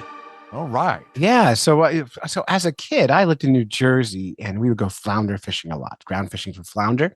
And the fish we caught more often than flounder were the sea robins. Have you seen sea robins before? Oh, yeah. Rosie catches those. A lot of my feeds, people catch them. Right. Now, something that surprised me, there's been some studies, researchers have been studying the sea robin's legs. And if you don't know what a sea robin is, it looks like a little dragon. Imagine like a big sculpiny looking fish with what looks like, instead of pectoral fins, legs in the front, or fingers even. And in 2 new studies published in 2024, this is brand new stuff, research revealed that northern sea robins' legs act like tongues, allowing the fish to taste their surroundings for signs of food. I'm surprised it took till 2024 to even know that, because we know this about catfish and their barbels and their skin have taste buds all over them. Lots of fish have taste buds all over them. And they just went, oh, hey, let's look at sea robin. We haven't thought of that yet. But just that was really cool thing. And they're looking at these fish, not so much as how they're finding food, but as evolutionary, like how did we get from aquatic animals to being land animals, Right. and the evolution of their legs. So what they do is they grew these fish up from embryos, and they watched the development step by step of the sea robin's legs. And they when they're still embryos, they are pectoral fins, full on normal looking fish pectoral fins. And as they develop, they slowly splinter off into like these finger-like legs with taste buds all over them. That is incredible. That's awesome. I think they're one of the coolest fish out there. They're so cool. And And they use these legs. They crawl around the bottom of the ocean, not swim. They crawl around, pushing these fingers with taste buds under the ground, under the sand and mud, looking for food. Wow. Right? They just stir it up. They find some food. They taste them on their fingers, and they stir it all up, and they find food. But interestingly, John, when they find food, do you think they get to eat it? I hope so. Well, I wouldn't ask the question if it was easy. Right. So there's the reason I put this story up is not because of the sea robin's legs being so interesting, which are, but they're not surprising. It's just nothing about the story is surprising to me. But the new word I got to learn, and I just thought I wanted to share this new word because I love the word. It's called kleptoparatism. So kleptoparatism, parasitism. It's hard to say. Parasitism. Kleptoparasitism. Kleptoparasites. What do you think that means? Well, klepto means to steal. Right. So a parasite that steals from the poor Yes. fish as he finds the food. Yeah, so other fishes have learned to follow sea robin around as they're stirring the mud on the bottom. And as food pops up, more times than not, other animals swoop in and steal their food. They're called kleptoparasites. And I just love that word so much. I had to. That's really the only content in this story I wanted to share because that word is so great. It's a great word. It's a great word. And it's a great word and fun way to end the news. Thank you for rescuing us from the frightening and back into the fun. So, sea robins, who knew? Who knew? And they're delicious too, by the way. If you ever get a chance to eat one, I say go for it. Well, that's what they say. They say they're darn good to eat, and don't be disappointed when you get one. Yeah, when we were kids, we would never eat them as a kid.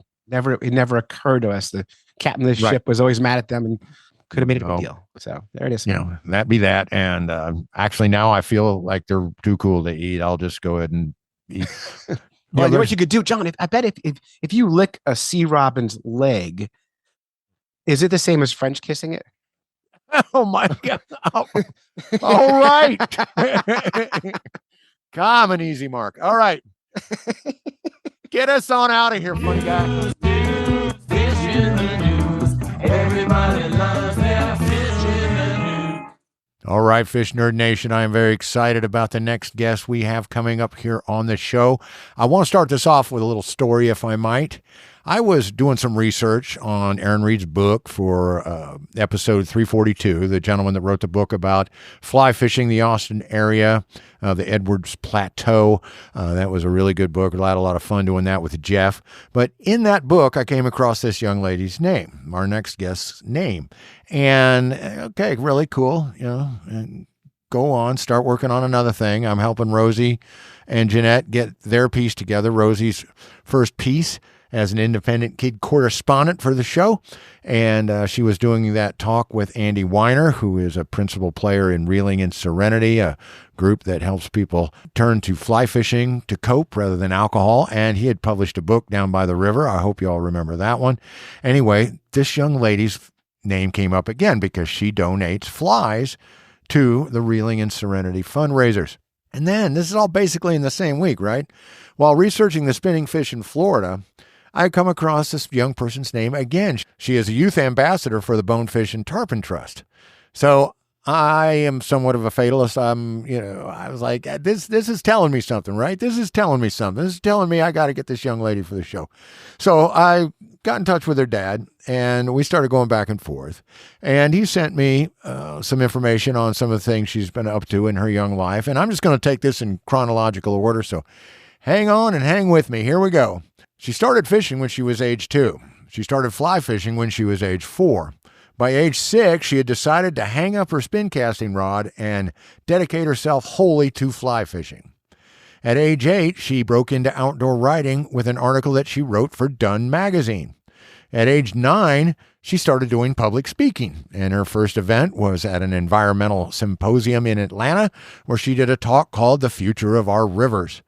She also attended All Kids Fish, which is a fishing education organization that is part of the Chattahoochee River Keepers. It's put on by Becca Sue Klein. Also at age 9, she became an ambassador for Yellow Sally and one of their kid models. And Yellow Sally is a company that makes fly fishing themed wearables for girls and women. And at age 9, she became the youngest girl ever to achieve the Fly Fishing International Bronze Level Casting Challenge certification. And then she also decided to start entering competitive fly tying contests in the adult division. Okay, the pandemic hits when she's 10 years old in 2020, so she didn't have a whole lot to do, but she'd been tying online with 4 other girls, and they decided to found their own organization called Fly Girl Global. Well, Fly Girl Global has grown, and now it has over 200 members on 6 continents and across 14 languages. Also, when she was 10, with her father, Judge, she produced her first short film, Though She Be But Little, She Is Fierce, and it was for the Fly Fishing Film Tour. And, of course, I have a link for you down in the show notes if you want to check that out, and you should. Okay, now she's turned 11, and she becomes a fly tying instructor for Becca Sue Klein's organization, All Kids Fish. At age 12, she went on tour for Fly Girl Global with 12 meetups while she traveled from Texas all the way up to Vermont and back. So she met a lot of the young ladies that were participating in Fly Girl Global on her first tour of the country in service of that organization. And then in that same year, she tied several hundred flies for All Kids Fish because, of course, they need donors to tie because they give these kids rods, reels, flies, the whole bit. So she's very busy. She also received the Alex Harris Leadership Award from the Chattahoochee River Keepers, and she joined Keep It Wild and began logging all her trash pickup. She'd been doing trash pickup previously, but she amped it up and began to write it down. And finally, she was invited to be a featured tyer at the Denver Fly Fishing Show. At age 13, she received the Youth Excellence in Stewardship Award from the Colorado River Alliance, and that is the Colorado River in Texas. She also achieved silver level casting certification from Fly Fishing International. At age 14, she began an online program to teach sexually abused and exploited girls residing in safe houses in Uganda how to tie flies as a potential source of independent income. And she was also on the list of Austin's most influential women.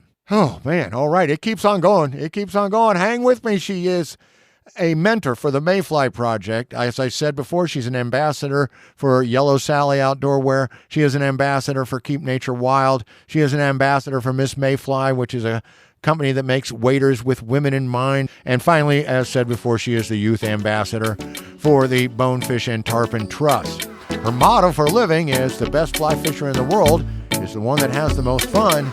Please welcome to the podcast, Deighan Cherry. All right. Good morning, Deighan. How are you this morning?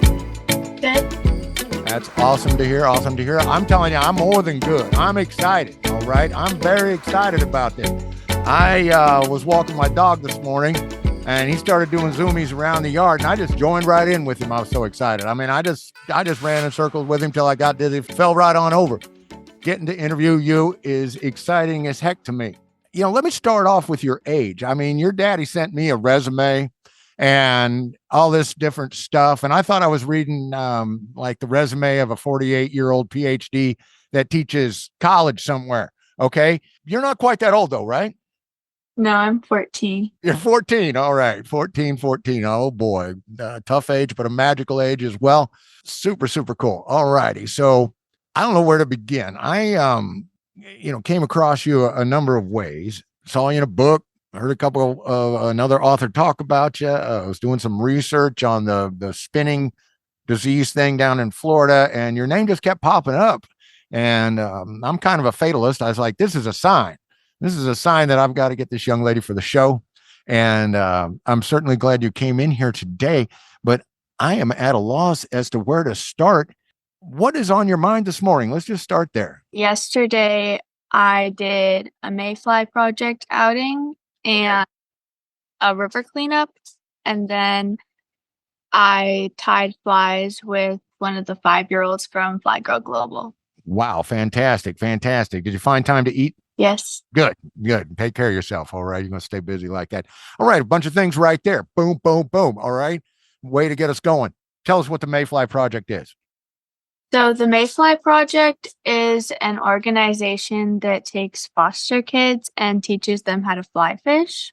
A mentor for the Austin chapter. Mentor for the Austin chapter, because you live down around Austin in the great state of Texas, and Austin where they're keeping it weird. Well, I've been there once, and I only remember a little bit of it because it was quite the party back in my college days.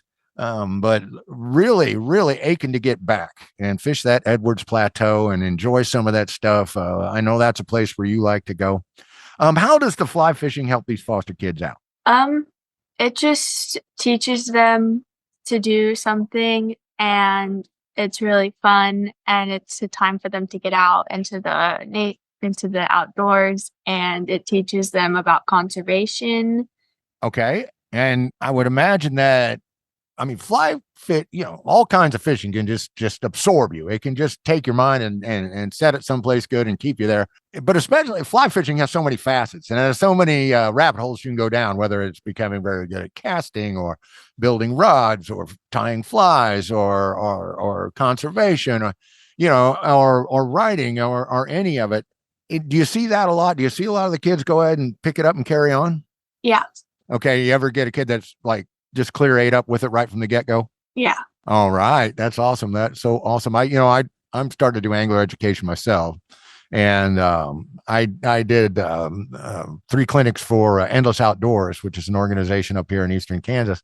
And by golly, every one of those seminars, I had somebody that the light came on, baby. The light came on. And I had one kid, we literally about had to drag him away. His mom was like, I don't know where he gets it. His dad doesn't fish. I don't fish.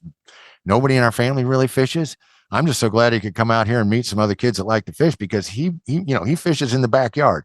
He, lives to go, and we don't know where to take him or how to instruct him. And we will definitely be back.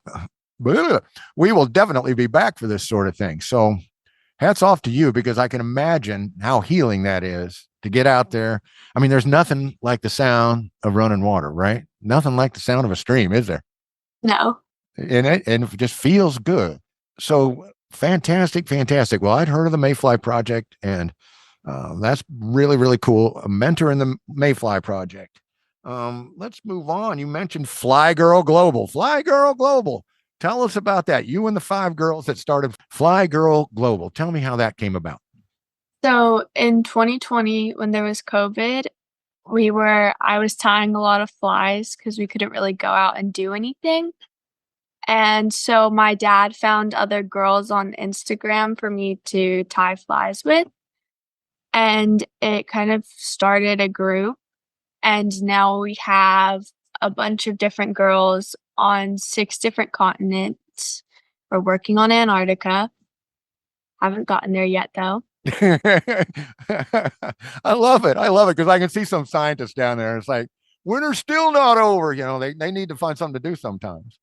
Yeah. Well, that's fantastic. So give me the nuts and bolts. How, you've found these girls, and who, did you come up with this idea collectively or, and then what are the steps? Because I've looked into this a little bit, and you've got like groups of girls in Africa, and we'll get a little more into that here in a minute. But how, give me the nuts and bolts, please. So we had about 5 girls that I was tying with at the time, and I was on a video call with some of them, and we thought, oh, what if we started a group? And we were like coming up with names for the group just like for fun. And then it just kind of started the group. Fly Girl Global is so good. Such a great name. It really is. It is. How many members are y'all up to now? I am not sure. Well, I heard I'm sorry. Go ahead. It's at least 100. I heard 200. So I didn't know if that was just a straight up dad brag or if you could back that up. I bet you can. Or is he the one that keeps track of that? Is he your personal assistant? Kinda, yeah. Well, you can always count on that dad brag. I'll tell you that. But anyway, that's fantastic. Now, I spend some time on Instagram, not a lot. Fly Girl Global does pop up quite a bit now, oddly enough, or not so oddly enough. And where's your African group, the one that's helping the girls that have been sexually abused and helps them, possibly find a career? Because I've been kind of hearing this buzz through various sources that that's where a lot of flies are being tied for the pre-tied fly market. Okay, so where is this taking place? I believe that it's in Uganda. Wow, that's some serious stuff there. Gorgeous place, I hear. Lots of wildlife and lots of that, but lots of problems because unfortunately there's some mineral wealth there that the rest of the world wants, and a lot of exploitation, a lot of sorry things going on there. So, well, I ask not only because I'm just curious out of my own curiosity and am interested in all things fishing. That's what makes me a fish nerd. But I would love to do something like that when it comes to jig tying, because I am very, very interested in using that as a way to, further somebody's growth or further someone's ability to earn or something like that. So I think this is fantastic. I think this is all, just over the top fantastic. Anyway, okay, so Fly Girl Global. That is just, I'm speechless, and I think you can tell already that making me speechless isn't an easy thing to do. But you've done it. You've done it. Okay, so Deighan, I don't even know what to do here. I'm just going to let you kind of run this, although I'm going to have to cut in because you can tell I'm kind of walking on air right now. 136,000 pounds of trash cleaned up from watersheds and beaches. That's 68 tons of trash. Tell me about that effort, that initiative. Tell me, when you started, what you're doing, and when do you sleep? So I always pick up about like a net of trash or a bag of trash whenever I go to the river. And I go to a lot of cleanups. I went to one yesterday. I went to the Loco Trash Bash. That's awesome. Love it. I've been going to that one for a while. I remember the first year we went, I found a car door. I won a prize for the most valuable piece of trash. Right. And I'm a wild keeper ambassador, and they do a bunch of cleanups near me. And yeah, I just like cleaning up the water. I do too. I like when people clean up the water. I do, but I have a kind of a conflict there myself. You may have a more generous nature, a more forgiving nature, a more depth to your personality than I do. Because me and my buddy Jeff, we go out and we each carry one t-shirt bag, and once we filled up that t-shirt bag, we're done picking up after pigs, slobs, litter bugs, and morons, and we just want to fish because we don't get to fish that much and that much together. But we do have our one t-shirt bag full of trash, and then of course, I pretty much, unless I'm in an area where it's like in a tail race where there's just so much of it, I can't even begin. I'd need to be 40 years younger and 3 people to even take that on because there's so much line. But generally, I try to get the line, and whenever I see line, because that's the one that really kills the wildlife is that fishing line. But do you ever get frustrated with the situation that, I just cleaned this up and now look at it? I mean, it's kind of upsetting to know that there's people who are just putting trash out onto the water, but I'm always willing to help out the environment, and so I'll always pick up trash. Well, that's beyond awesome, beyond awesome. I'll tell you, we have a listener. His name's Dave Redden. He's a former school teacher. His thing is tires. Boy, they didn't make him nuts. And he logs his stuff. And I think logging your trash pickup, maybe Jeff and I'll start doing that too. Maybe we'll start posing with some trash. He's picked up 68 tires in 5 years. That's a lot. And he's out in a kayak, and he'll post these pictures of him with caught 3 bass today and this big tire. This is my, 60 whatever tire, and it's just sitting there on the front of his kayak, and he gets it to shore. We have another guy, Rich Collins, that'll pick him up. He doesn't log it, but he has stories about rolling them down through the woods along the trail all the way back to his truck and throwing them in. So there's a couple tire crusaders out there that I know of. What type of trash do you find particularly egregious? I find a lot of shoes, a lot of bottles and cans. We do find probably at least 5 tires at all of our cleanups. I'm just like, what's wrong with you people? What do you think is wrong with these people? I don't know. I mean, is it because, this is the only way they can express their hurt or their disdain, or clearly they're feeling bad in some ways because they're really giving the middle finger to the rest of us is what I think. That's what I think a lot of it is. I mean, shoes, sometimes little baby kids, they forget their shoes, and then mommy's all halfway home. She's like, what? You left your shoes on the beach? Well, that happens. Things happen. Anglers break off line gets lost. But when I see a guy that's gotten mad because of a line loop or something, and he's ripped off of the entire spool of line, then just left it there in a pile, that's probably number 2 on my list, because that is just asking for it. It is just asking for a dead bird. It's just asking for a tangled up critter.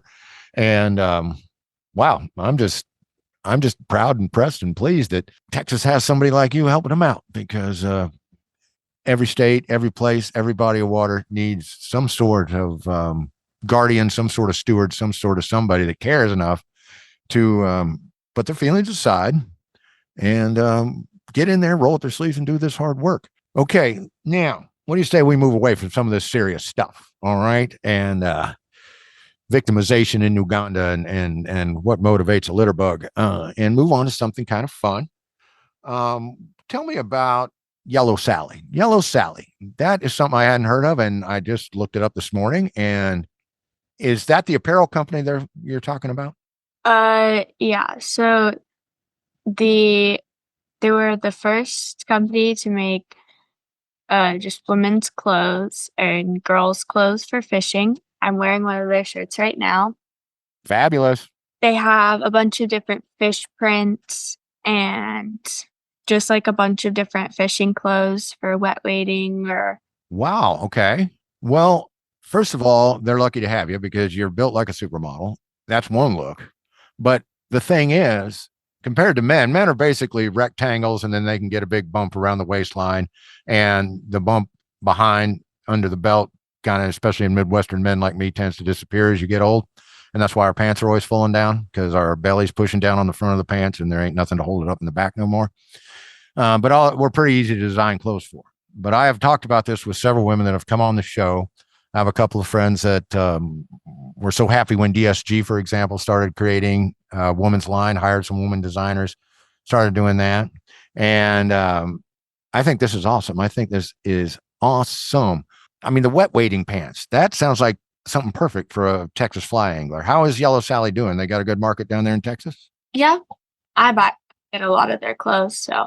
Well, that is fantastic. That is fantastic. And I say, more power to them. And I see another company that you work with, and I've heard about them on the Woman Angler and Adventurer podcast, is Miss Mayfly. And that is an outstanding company in my mind. If half of what I've heard about it is true, their ethic, their philosophy, everything, because guess what? Women can change, and then they can change back. Am I right or am I wrong? Yeah. Yeah. Okay. So you ever want to be a mom? You think about being a mom someday? Maybe. Maybe. Okay. Well, that's change I'm talking about. That's one of the major changes. And that is a great thing to compensate for, and a great thing to look into. But whether it is through the natural, through pregnancy or the natural aging process, or going through different phases of life or whatever, we talk about how women change a lot, and men change more slowly, if at all. And once again, the old philosophy was, hey, we'll just make men's sizes smaller and color them pink, and that'll be okay for women. But that's not where it's at. Yeah. No, not where it's at all. Not where it's at all. Okay. Well, I think this is outstanding that we have a young person like you introducing other young people to, the wear, that we're bringing some fashion, we're bringing some style, we're bringing some flair, we're bringing some, some really cool stuff. Men are fine wearing army green all the time. That's great. Good for you. And camo, that's good for you.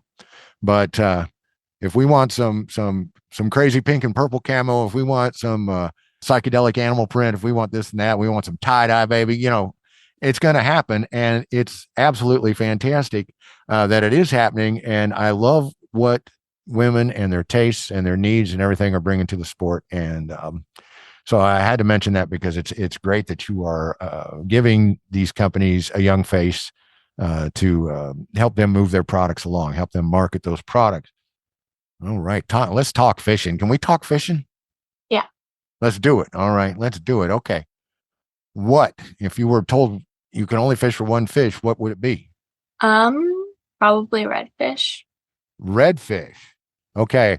Now, tell people like me that are in landlocked areas of the country. I know what a redfish is, but some people don't know. Tell us what a redfish is. So it's a saltwater fish and they're really fun. I was going to the coast in Texas to make a film for Colorado River Alliance.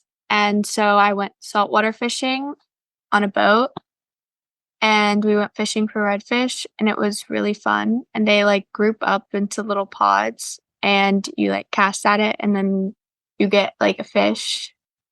So we're talking the kind of red fishing where they come in on the tide, they're tailing, right? With going after the shrimps and all this kind of stuff, because I follow about 3 or 4 redfish guides, also known as channel bass, folks, also known as red drum, depending on where you're at, or simply reds, if it is, because they are hugely popular. And have you ever eaten one? Yes. And what'd you think? It was good. It was good? Good or crazy good or kind of good or? It was pretty good. I'm kind of picky with fish Oh, that okay. I eat, but they were good. All right. I've never had one. I've had freshwater drum, which I very much enjoy. Um, well, I'm not picky about fish, Deighan. I'm if it can't get away, it's had it. It's had it. That's it. It's done. I'll eat it. I'll eat it, especially if somebody else fixes it for me. I will not say no. But I know you caught your redfish with a fly rod because you went fly only. First of all, you've got me beat because you started when you were 2. I started when I was 3. You went fly only when you were 6? Yeah. Yeah. Did you ever really even try a spin rod or any of that stuff?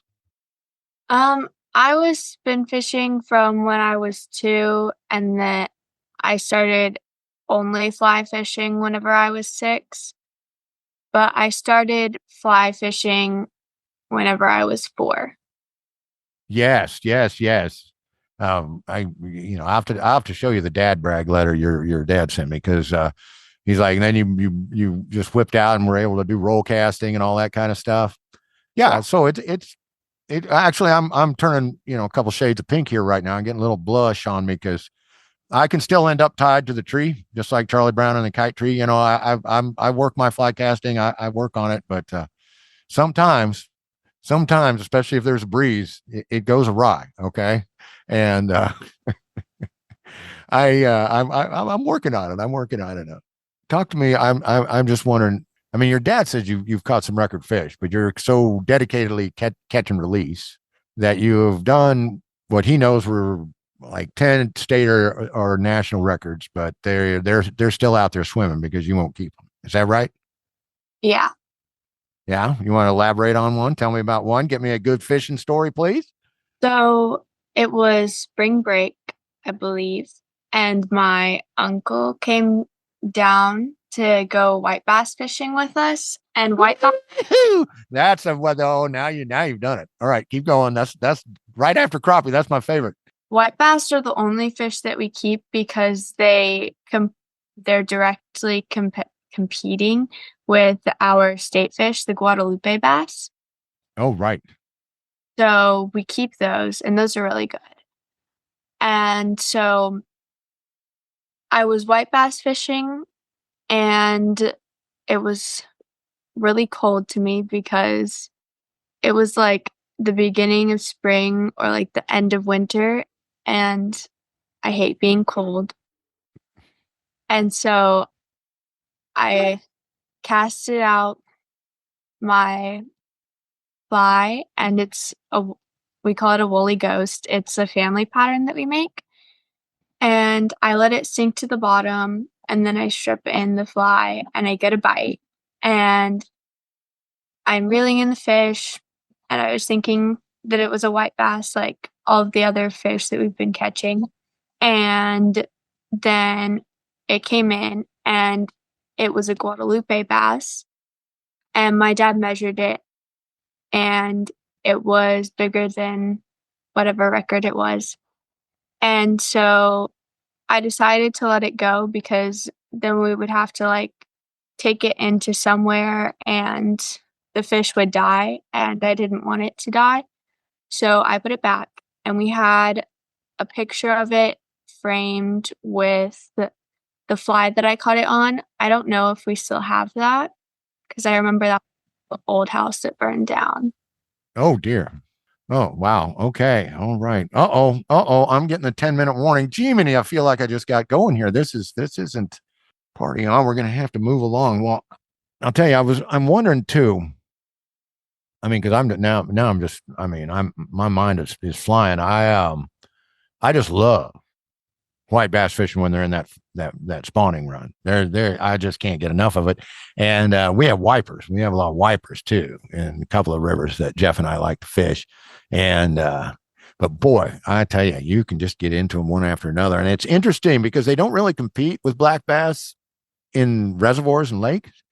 But I guess in that stream environment, they're sucking up a lot of the, because probably not a whole lot of shad, because if there's a shad dominated environment, if the forage is big on shad, whether it's thread, fin, or gizzard, they stripers, wipers, and whites can get right along with black bass, either smallmouth or largemouth or spots. Okay, so I read Austin Reed's book about fishing the Edwards Plateau, fly fishing Austin, Texas, and he talks about doing a couple things that, one, I love to do, like pure addiction, which is gar fishing with a fly rod or a spin rod.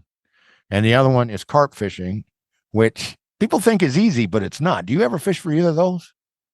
I don't think I've ever targeted them, but I've caught them before. Okay. All right. Well, I'll tell you what, I mean, you don't need to come up to Kansas. You got plenty of gar down there, but I tell you, maybe I'll send you a gar fly. My buddy Jeff is a master of creating gar flies, and we have some that really, really hit or do the job, really hit the spot with the gar, because one of the things when you use a fiber fly for gar, people talk about how hard it is to untangle that from their teeth, but we use that EP fiber and that stuff will come right out. So you can get a good release. I caught a 60-incher last year, but I didn't get to go this year. So anyway, well, gosh darn it, I'm going to have to throw out all these questions because we just don't have the time. I really want to have you back on the show. Would you come back and be on the show sometime? Yeah. Awesome. Okay, now what I like to do is give our guests, I want to give you however much time you want to take with it. What's on your mind? What do you want to talk about? What do you want people to know about? If you're hacked off about something, you can rant about it. I don't care. Cut loose, Deighan Cherry. Oh, by the way, that might be the coolest name I have ever heard. Just FYI, okay? Tell me what's on your mind, my friend. Tell me what you want people to know. Tell them what you'd like them to do. Tell them what just tell it. Tell it, girl. Tell it. You got 5 minutes. I love fishing and I love cleaning up the water. And I think that's really important. And I think that everyone should clean up the water. I love tying flies. I tied some flies yesterday. I tied one that looks like a butterfly. It's right here. Wow. I mean, that's incredible. That's incredible. Would you mind taking a picture of that and send it to me on the Instagram? Yeah, I will. Awesome, because we can put that down in the show notes. Heck, we might even put it on the show card. Well, it's been a real joy and a lot of fun to meet you this morning, because people like you give me hope for the future. In many aspects, you remind me of my own daughter, and you remind me of Miss Rosie, and you remind me of my friend Angie Scott of the Woman Angler and Adventurer podcast. And wait, am I cutting you off? Were you going to show me some more stuff? No. So crazy about tying flies out to protect the earth. Let me ask you one thing, since we've got a few more minutes here. What do you do for fun when you're not fishing and flying ties? Do you have some interests outside of this crazy game of fishing and outside of environmental activism? I do cheer and wrestling. Okay. Fabulous. I didn't know about the women's wrestling. I think that's awesome. I'm so glad they've added that to your school. Yeah. My stepdad actually is the coach for it. Okay. And it was like that was his off-season sport in Kansas where he grew up. And so, Wait. You grew up in Kansas. well, I didn't grow up in Kansas. He grew up in Kansas. Yeah. Oh, okay. Please go on. So he's a wrestling coach at my school now. And so I do wrestling, and I went to camp this summer in Illinois, and it was really fun. Well, that is fantastic. That is fantastic. One last question for you, my friend. Other young people, single digit age, teenage, young people, they want to do what you do. They want to get started. They want to be environmentally active. They want to, we got plenty of avenues to get them into fishing. What does a person like you, where do we go? How do we start? What would you advise? I think that it's really important that people, like kids and just everyone, has something that, like a hobby that's outdoorsy, so they learn to love the outdoors and they just want to protect it. Okay, so I think parental support from your parents is a big part of this, isn't it? I mean, you get a lot of props from parents and your adult friends and people that feel the same way. How important is the social media for you reaching out and finding that there's other young people just like you? Is that a big part of it? I think that it originally was a pretty big part of it because whenever I was in first grade, there was a kid in my class who told me that fishing was for boys. And then that's how I got an Instagram, because my dad wanted to show me that it wasn't. And there was a bunch of different people, or a bunch of different women who did fishing, fly fishing. Mm-hmm. And then I started posting on my Instagram, and it just started becoming like a thing, Yeah. Well, let me recommend the Woman Angler and Adventurer podcast, because Angie Scott is a big proponent of lifting women up and showing them that there's plenty of women out there that are fishing. It's never too late to get started fishing. That the network of help for people that want to get started for fishing is growing all the time. But she brings on one lady entrepreneur, angler, bass pro. I don't know. I fell in with her because I was researching an extreme ice fisher named Anna Lesishin, who will go out and ice fish when it's 40 below. And she hates to be cold too. So she models some gear for DSG, and she does some stuff with baffin boots. At least she used to. She's a mama now, so she's kind of had to scale things back. Fantastic. Well, the main thing I think would be just to get started. Am I right or am I wrong? Yeah. All right. Well, Deighan, it's sure been a pleasure. Thank you for coming in and talking to me. We're about to get cut off. All right. You take care of yourself, kid. We got less than a minute here, and I hate when it just bleeps us out. So I'm gonna hit the button. All righty. Have a great day. You too. Thank you. Bye-bye.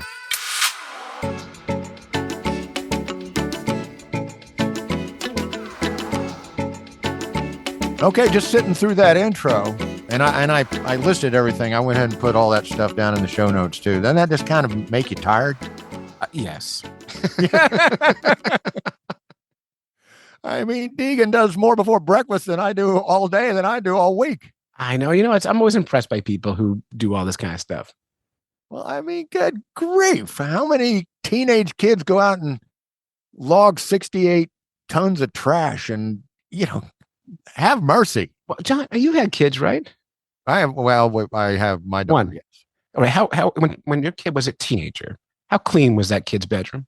Oh, she's pretty much her mama's kid there. It's pretty clean. Oh, then you're lucky, because I can't get my kids to clean up their rooms. So to clean up what this kid's doing, that's it blows my mind.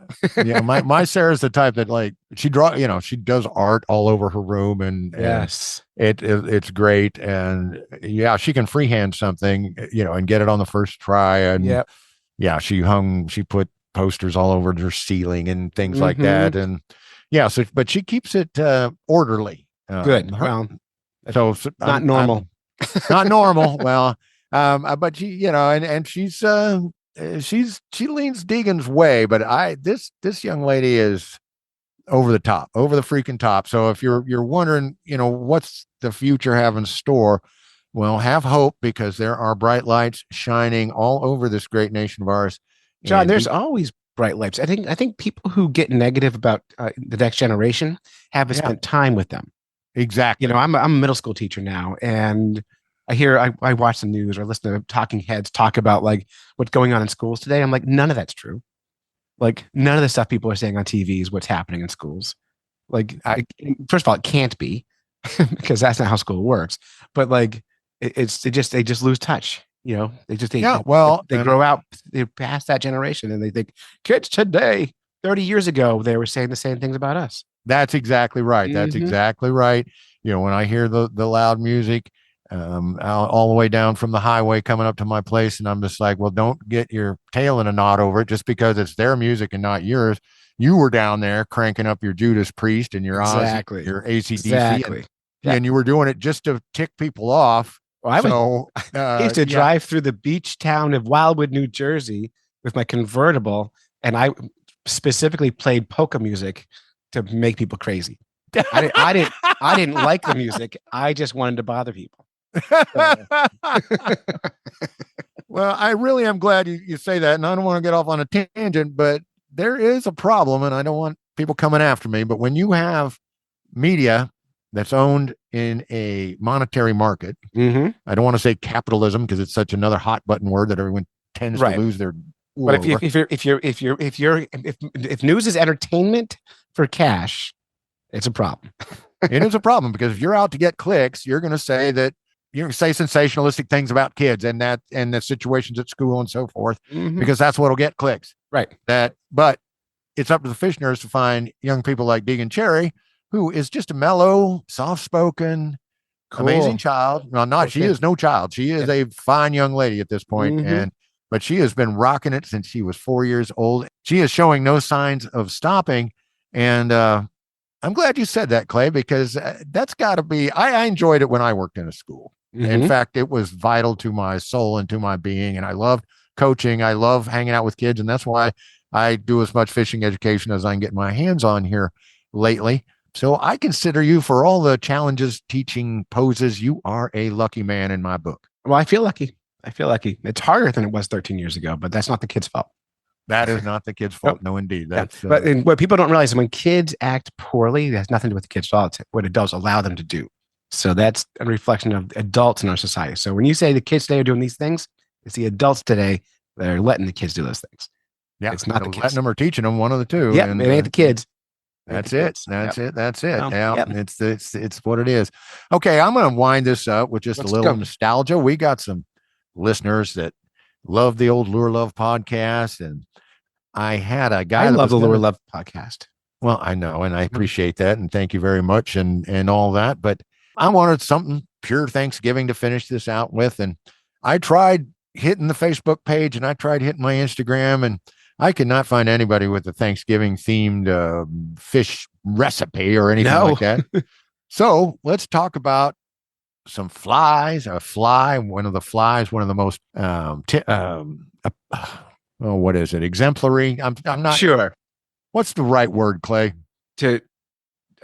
Well, I don't know what the right. I don't know where you're going. The archetypical, one of the most well-known archetypical flies there is out there. And it's made with turkey feathers. And this is a Lure Love segment we did on that particular fly.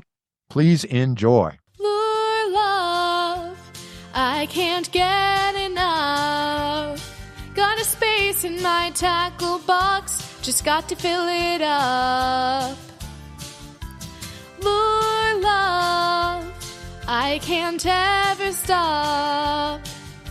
Don't got a basement, got an underground tackle shop. And here are the hosts of the Lure Love podcast. John, Crappy Hippie King, and Tim, Tackle Box Beat. That reminds me of something. Lucy, would you please tune in that old radio? I do believe it's time for KLUR.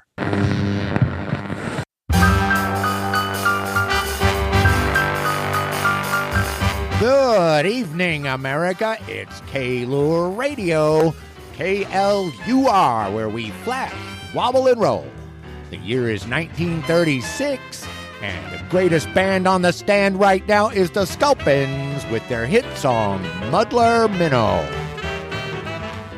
Welcome to KLUR Lure History Radio. I'm your host, Tim Tacklebox Beat.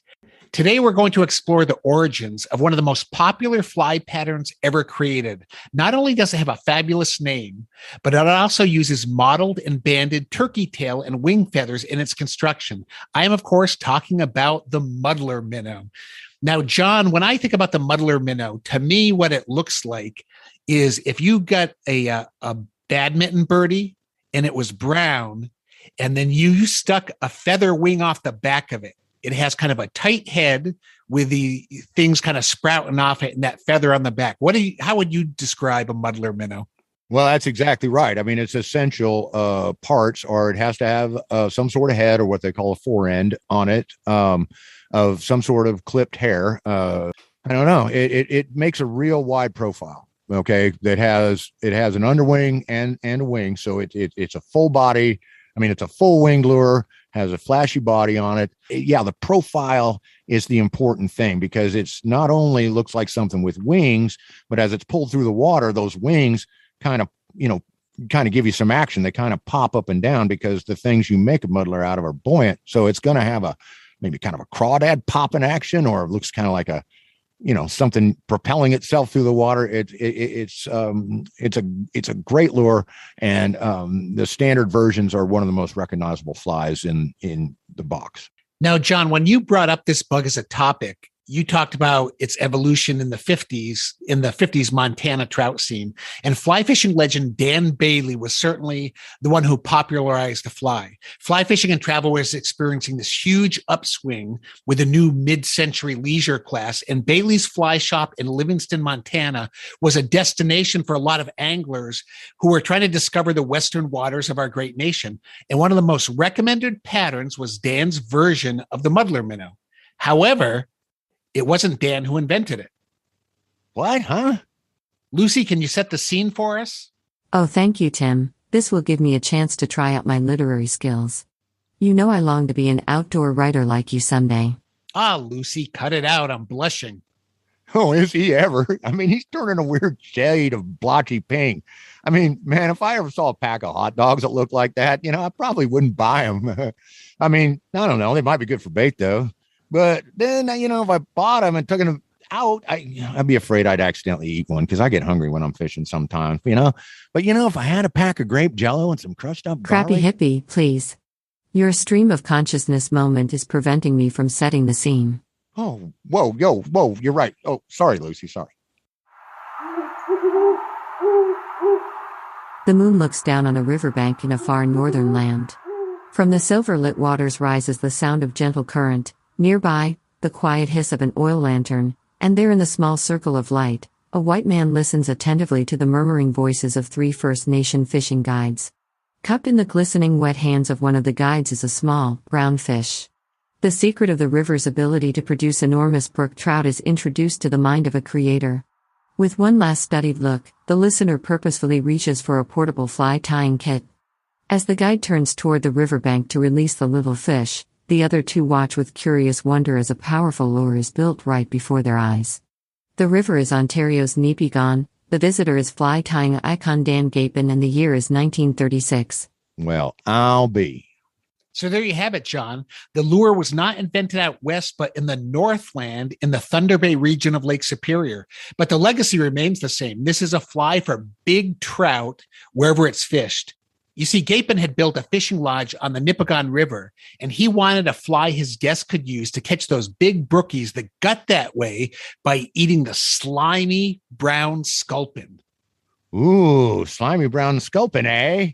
Oh boy, another dish for the nightmare Thanksgiving table, a big bowl of steaming slimy brown sculpins. Oh, man. That's another image now I'm not going to be able to get out of my head. Well, let me help you out, Tim. Okay. I mean, the fly's not gross. Look, it's cool. And it makes a tasty treat to so many species of fish. Indeed, this pattern is eagerly accepted by largies, smallies, whites, rockfish, peas, rainbows, browns, brookies, dollies, cutthroats, lakers, bulls, goldens, char, grayling, steelhead, sunnies, bluegills, shell crackers, walleyes, pike, muskie, snook, tarpon, redfish, and even crappies, just to name a few off the top of my data banks. It does seem to mimic a lot of different creatures in various forms. Yes, it is tied many different ways and has become more of a base principle of fly tying logic than a single fly. The spuddler, muddler hopper, Missolian spook, Circe muddler and keel muddler are just a few of the patterns that have evolved out of the original gape and tie. These variations are composed to imitate a wide variety of forage such as sculpins, crayfish, leeches, grasshoppers, crickets, spent mayflies, emerging green drakes, stonefly nymphs, mice, tadpoles, shrimp, dace, shiners, chubs, minnows, and a plethora of other baitfish in fresh and salt. Ooh, that's a nice list there, Lucy, and you are spot on with it. But before we range too far afield, let's go over some basics of both the gaping and Bailey ties. Well, the gape and tie is very simple and somewhat sparse and kind of woolly looking. The key characteristics are the underwing of gray squirrel tail, the turkey feather wing, and a body of tinsel. But the most identifiable feature of the muddler minnow is its head or fore end. And that's created of spun deer hair that's clipped into shape. When I talked about it looking like a badminton birdie, that's that red head you would see on the badminton birdie. It's that aspect, that spun or that built up fore end, leading to a full double winger body that ties all the variations together. Extremely well said, Tim. Extremely well said. Now, Bailey got hold of Gafin's pattern, and it was pretty easy for him to get it because Gafin had a fly tying business and did a lot of stuff through mail order. So Bailey took a look at it, but then, of course, he diddled it a bit, and what he was looking for was to imitate the big grasshoppers that he'd see buzzing out ahead of him as he crossed a meadow towards his favorite river up there in Montana in the summertime. So the pattern got browner and more compact and more buoyant. The head or fore end of deer hair became fuller and more tightly clipped into shape, and deer hair was allowed to stream back as part of a wing of deer hair and then combined with the squirrel tail and the turkey feathers. This bait on a 6 or 4 would entice some fine summertime trout to rise for a luxury breakfast or lunch, much to their demise. I just love it as a fly because it's big. It bass like it too. It does look like a big grasshopper or a cicada or some big bug just kind of battling to try to get out of that surface of the water. And you can really see with this profile that it could be used in a lot of different imitations and variations. I've seen some tied with marabou wings, which I now know is actually turkey boo. But I've seen some saltwater monsters with foam heads and wild hackle and flashaboo wings tied in white or pink for bigger fish. The big fish that inshore fly anglers chase. And you said a number 6 or 4. Well, I've heard of freshwater fishers swinging size 2 all the way to 2-aught. And these are for big bull trout and muskies, hog bass, and so forth that feed on mice or small muskrats. And it really does look like a mouse. Sometimes you'll see a mouse fly and the head of it looks pretty similar to this. They're generally tied darker and fuller. Some of them have tails on them. I've even seen muddler minnow ties on big plastic worm hooks. So the point rides up, giving them kind of a bottom bouncing capability without as many hangups. Ooh, I like the sound of that. That sounds like a little crawfish imitation. Somebody hand me that crawfish dip over there. Oh, wait a minute. Is dip scent illegal in fly fishing? Actually, my sensors indicate the Fly Angling Purity Enforcement League siren just went off, and they've sent a squad car to apprehend you for suggesting that a fly be dipped in a scent. Oh boy. Tim, Lucy sensing sirens. What are we going to do? This looks like a good time to tie things up and get Crappy Hippie into hiding. Thanks to all the listeners for tuning into K-Lure Radio, where we flash, wobble, and roll. That segment was much better than I expected. Good job, John. Lure love, you've been on my mind. Never enough lures to tie to the end of my line. Lure love, can't I make you see? Why buy 5 lures when you can buy 103? All right. You ever fish with a muddler minnow? Yes, I have. And who hasn't? In fact, if I recommend 3 flies to people, muddler minnow is on the top of the list. Actually, yes, it is, because it just works for everything. And as we say in the article, or in our little chat there on Lure Love, it is more of a pattern, a template for so many other variants and so many ways to put it together to fit it to your fishing. But the basic principles are always behind it. And the fact that it's made with turkey feathers, and a lot of flies are made with turkey feathers. And did you know that on a marabou jig, that's not marabou? I don't know what marabou is. Marabou was originally off a marabou stork. And if you go back and you go back and listen to the Lure Love Thanksgiving show, we talk about the marabou stork, but actually what we use to tie with now is turkey feathers, because the boo off a turkey, that fluffy feather off a turkey, works basically the same way or better, and cheaper and easier to get. You just reminded me. I did hear about the stork thing, and I learned why they stopped using stork for it. There's actually a very good reason. What was that? Well, they found that human populations were dropping as less storks were out in the world because of fly fishing. So they had to stop using it so the population would be able to grow a little bit, and you can replace the humans, because storks bring babies. I mean, dang it, Clay. You just love picking on me because I am just plain naive. All right. I thought you'd pick up on that faster. I didn't know where to go with it. I'm like, John, you got to end me. You can't let it go. Hate to disappoint you, dude, but I'm sitting there thinking, I'm overthinking it as usual. I'm like, well, let's see, marabou storks, eliminate humans, trash. What? They're carrion eaters, so maybe they carry a baby and they fly. They bring babies to people. That's baby. That's where babies come from, John. Okay, well, I'm just warning you. I don't want my baby brought by a marabou stork. Okay, I teach science. John. They're all right already. Okay, well, anything that delivers a happy, healthy baby is okay with me. Okay. All right, do the dang thank yous, will you please, Clay? These people have been listening to us yuck it up why they could have been out fishing. Yeah, we want to do a big thank you to Wally Pleasant for our theme song, Diana's Bath Salts for a news theme, Track Tribe for Greaser, intro to Keep It Clean with Joe Henry, Nana, Quabana for She No Dull Beat, intro for our conversation with Deighan Sherry, Joe Henry, Deighan and Judge Sherry, Tim Tacklebox Beat for submitting the Fish the News stories, Lucy, the Lure Love Supercomputer, for sharing that Lure Love segment with us, our families for putting up with us in all our fishy, nerdy ways, but especially you, the listener, for bringing out your ears and letting us fill them up with fish nerd stuff. The Fish Nerds podcast is the creation of Dave Kellum and Clay Groves. Clay Groves is our chief executive fish nerd and host. John Crappie Hippie King is our producer and co-host. Our associate producers are Todd Correa, the fish rap writer, our own fish nerd librarian, Jeff Donaldson, Tim Tacklebox Beat, and shining brightly above all this unwashed rabble is our radiant star, the one and only Doc Martin. And so until next time, follow the code of the Fish Nerds. Spawn early and often. Never take a free lunch with strings attached. And swim against the current every chance you get. You did it, John. You made a podcast. Woo-hoo! Whether you're fly fishing in a stream, getting those ankles wet, or deep in the ocean, casting nets, Fish Nerds. Fish Nerds.